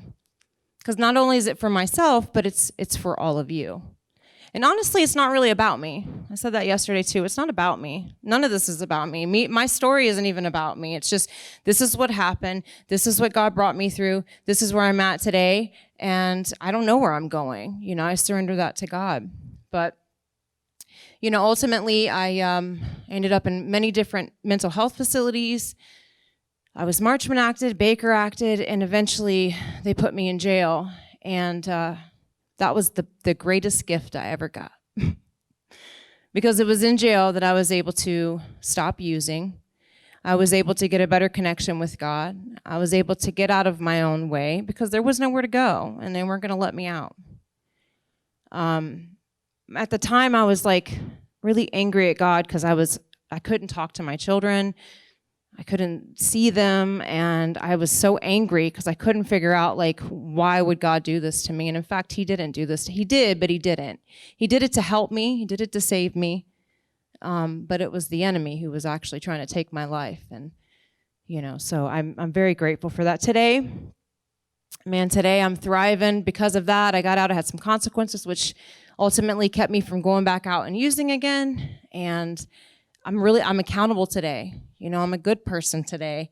Not that I was a bad person. I was a good person with bad direction back then, you know. I mentor many young women through like recovery groups. I'm a worship leader, like she said, at Journey Christian Church. I follow God today. I listen. You know, I stay open-minded and I listen to what he has to say.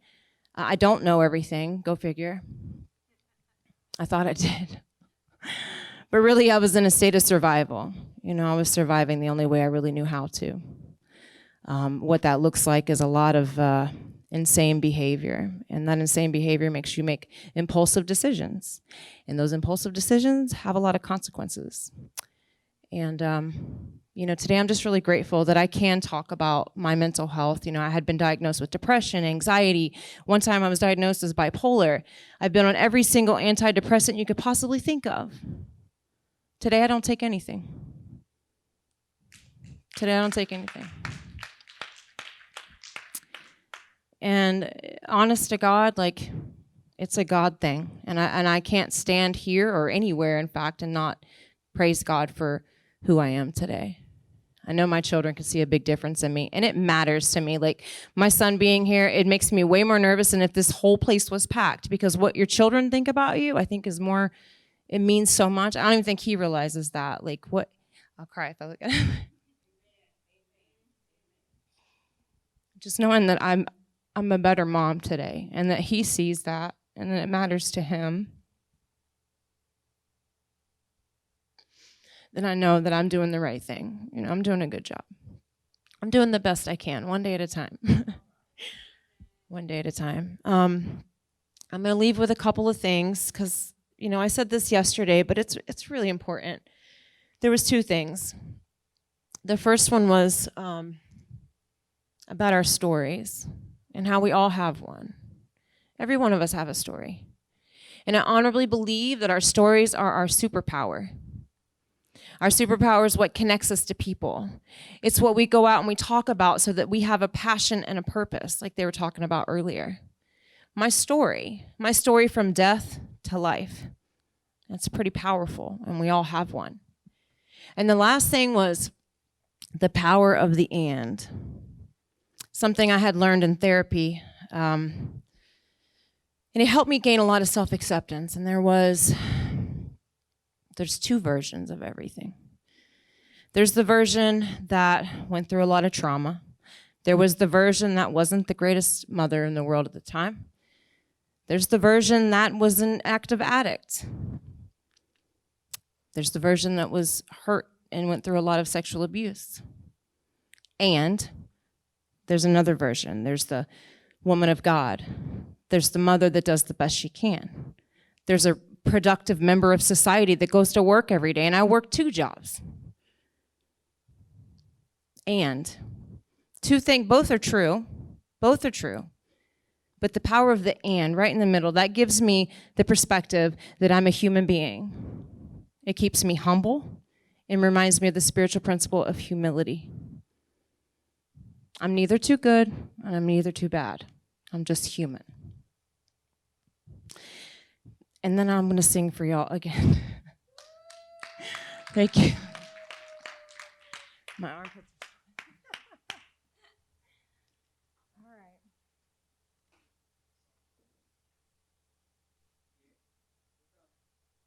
You're fine. Take your time. You know. You're fine. I can't see any of that light. I feel like I should get water. I'll be right back. I'll be right back.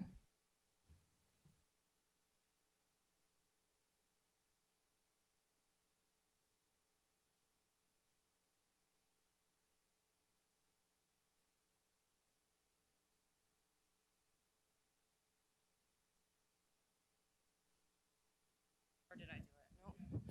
Hello. If it's out of key, I'm really sorry. Just praise and worship with me like it sounds good.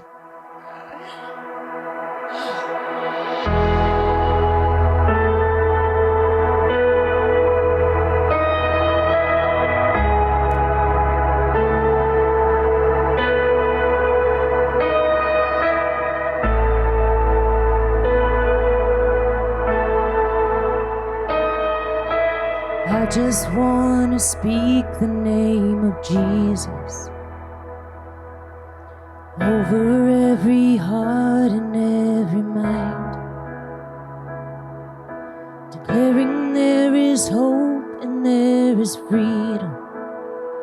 I speak Jesus.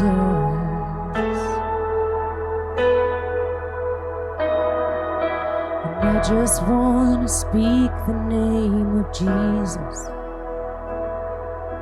till every dark addiction starts to break, declaring there is hope and there is freedom. I speak Jesus. 'Cause your name is power, your name is healing, your name is life.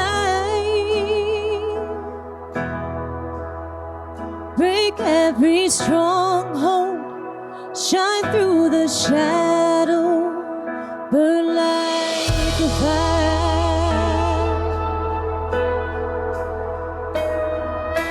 And I just want to speak the name of Jesus over fear and all anxiety, to every soul held captive by depression. I speak Jesus.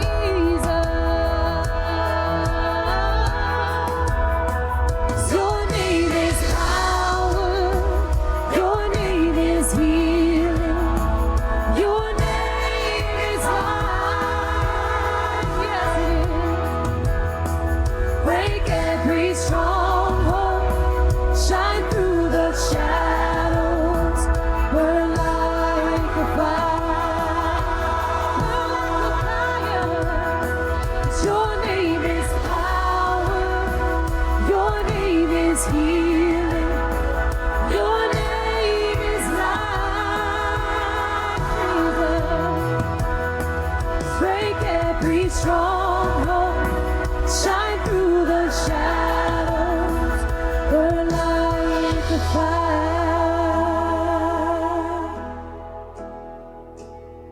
Shout Jesus from the mountains, Jesus in the streets, Jesus in the darkness over every enemy. And Jesus for my family, I speak the holy name. Jesus.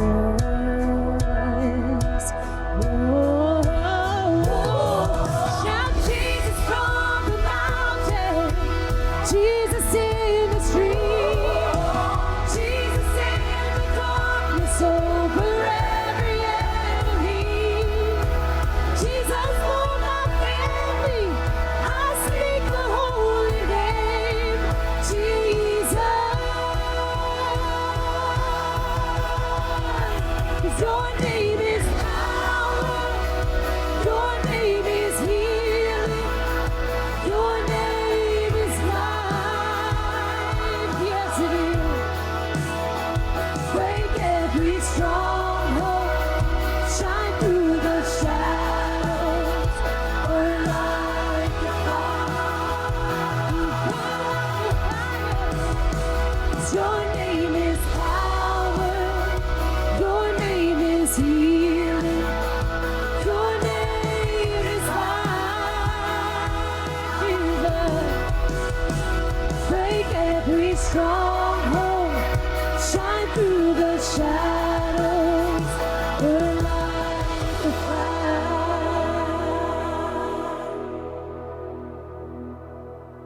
And I just want to speak the name of Jesus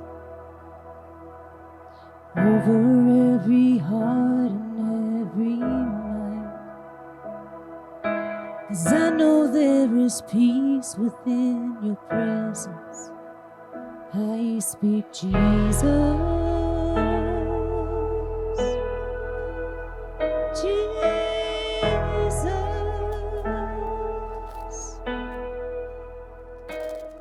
Thank you.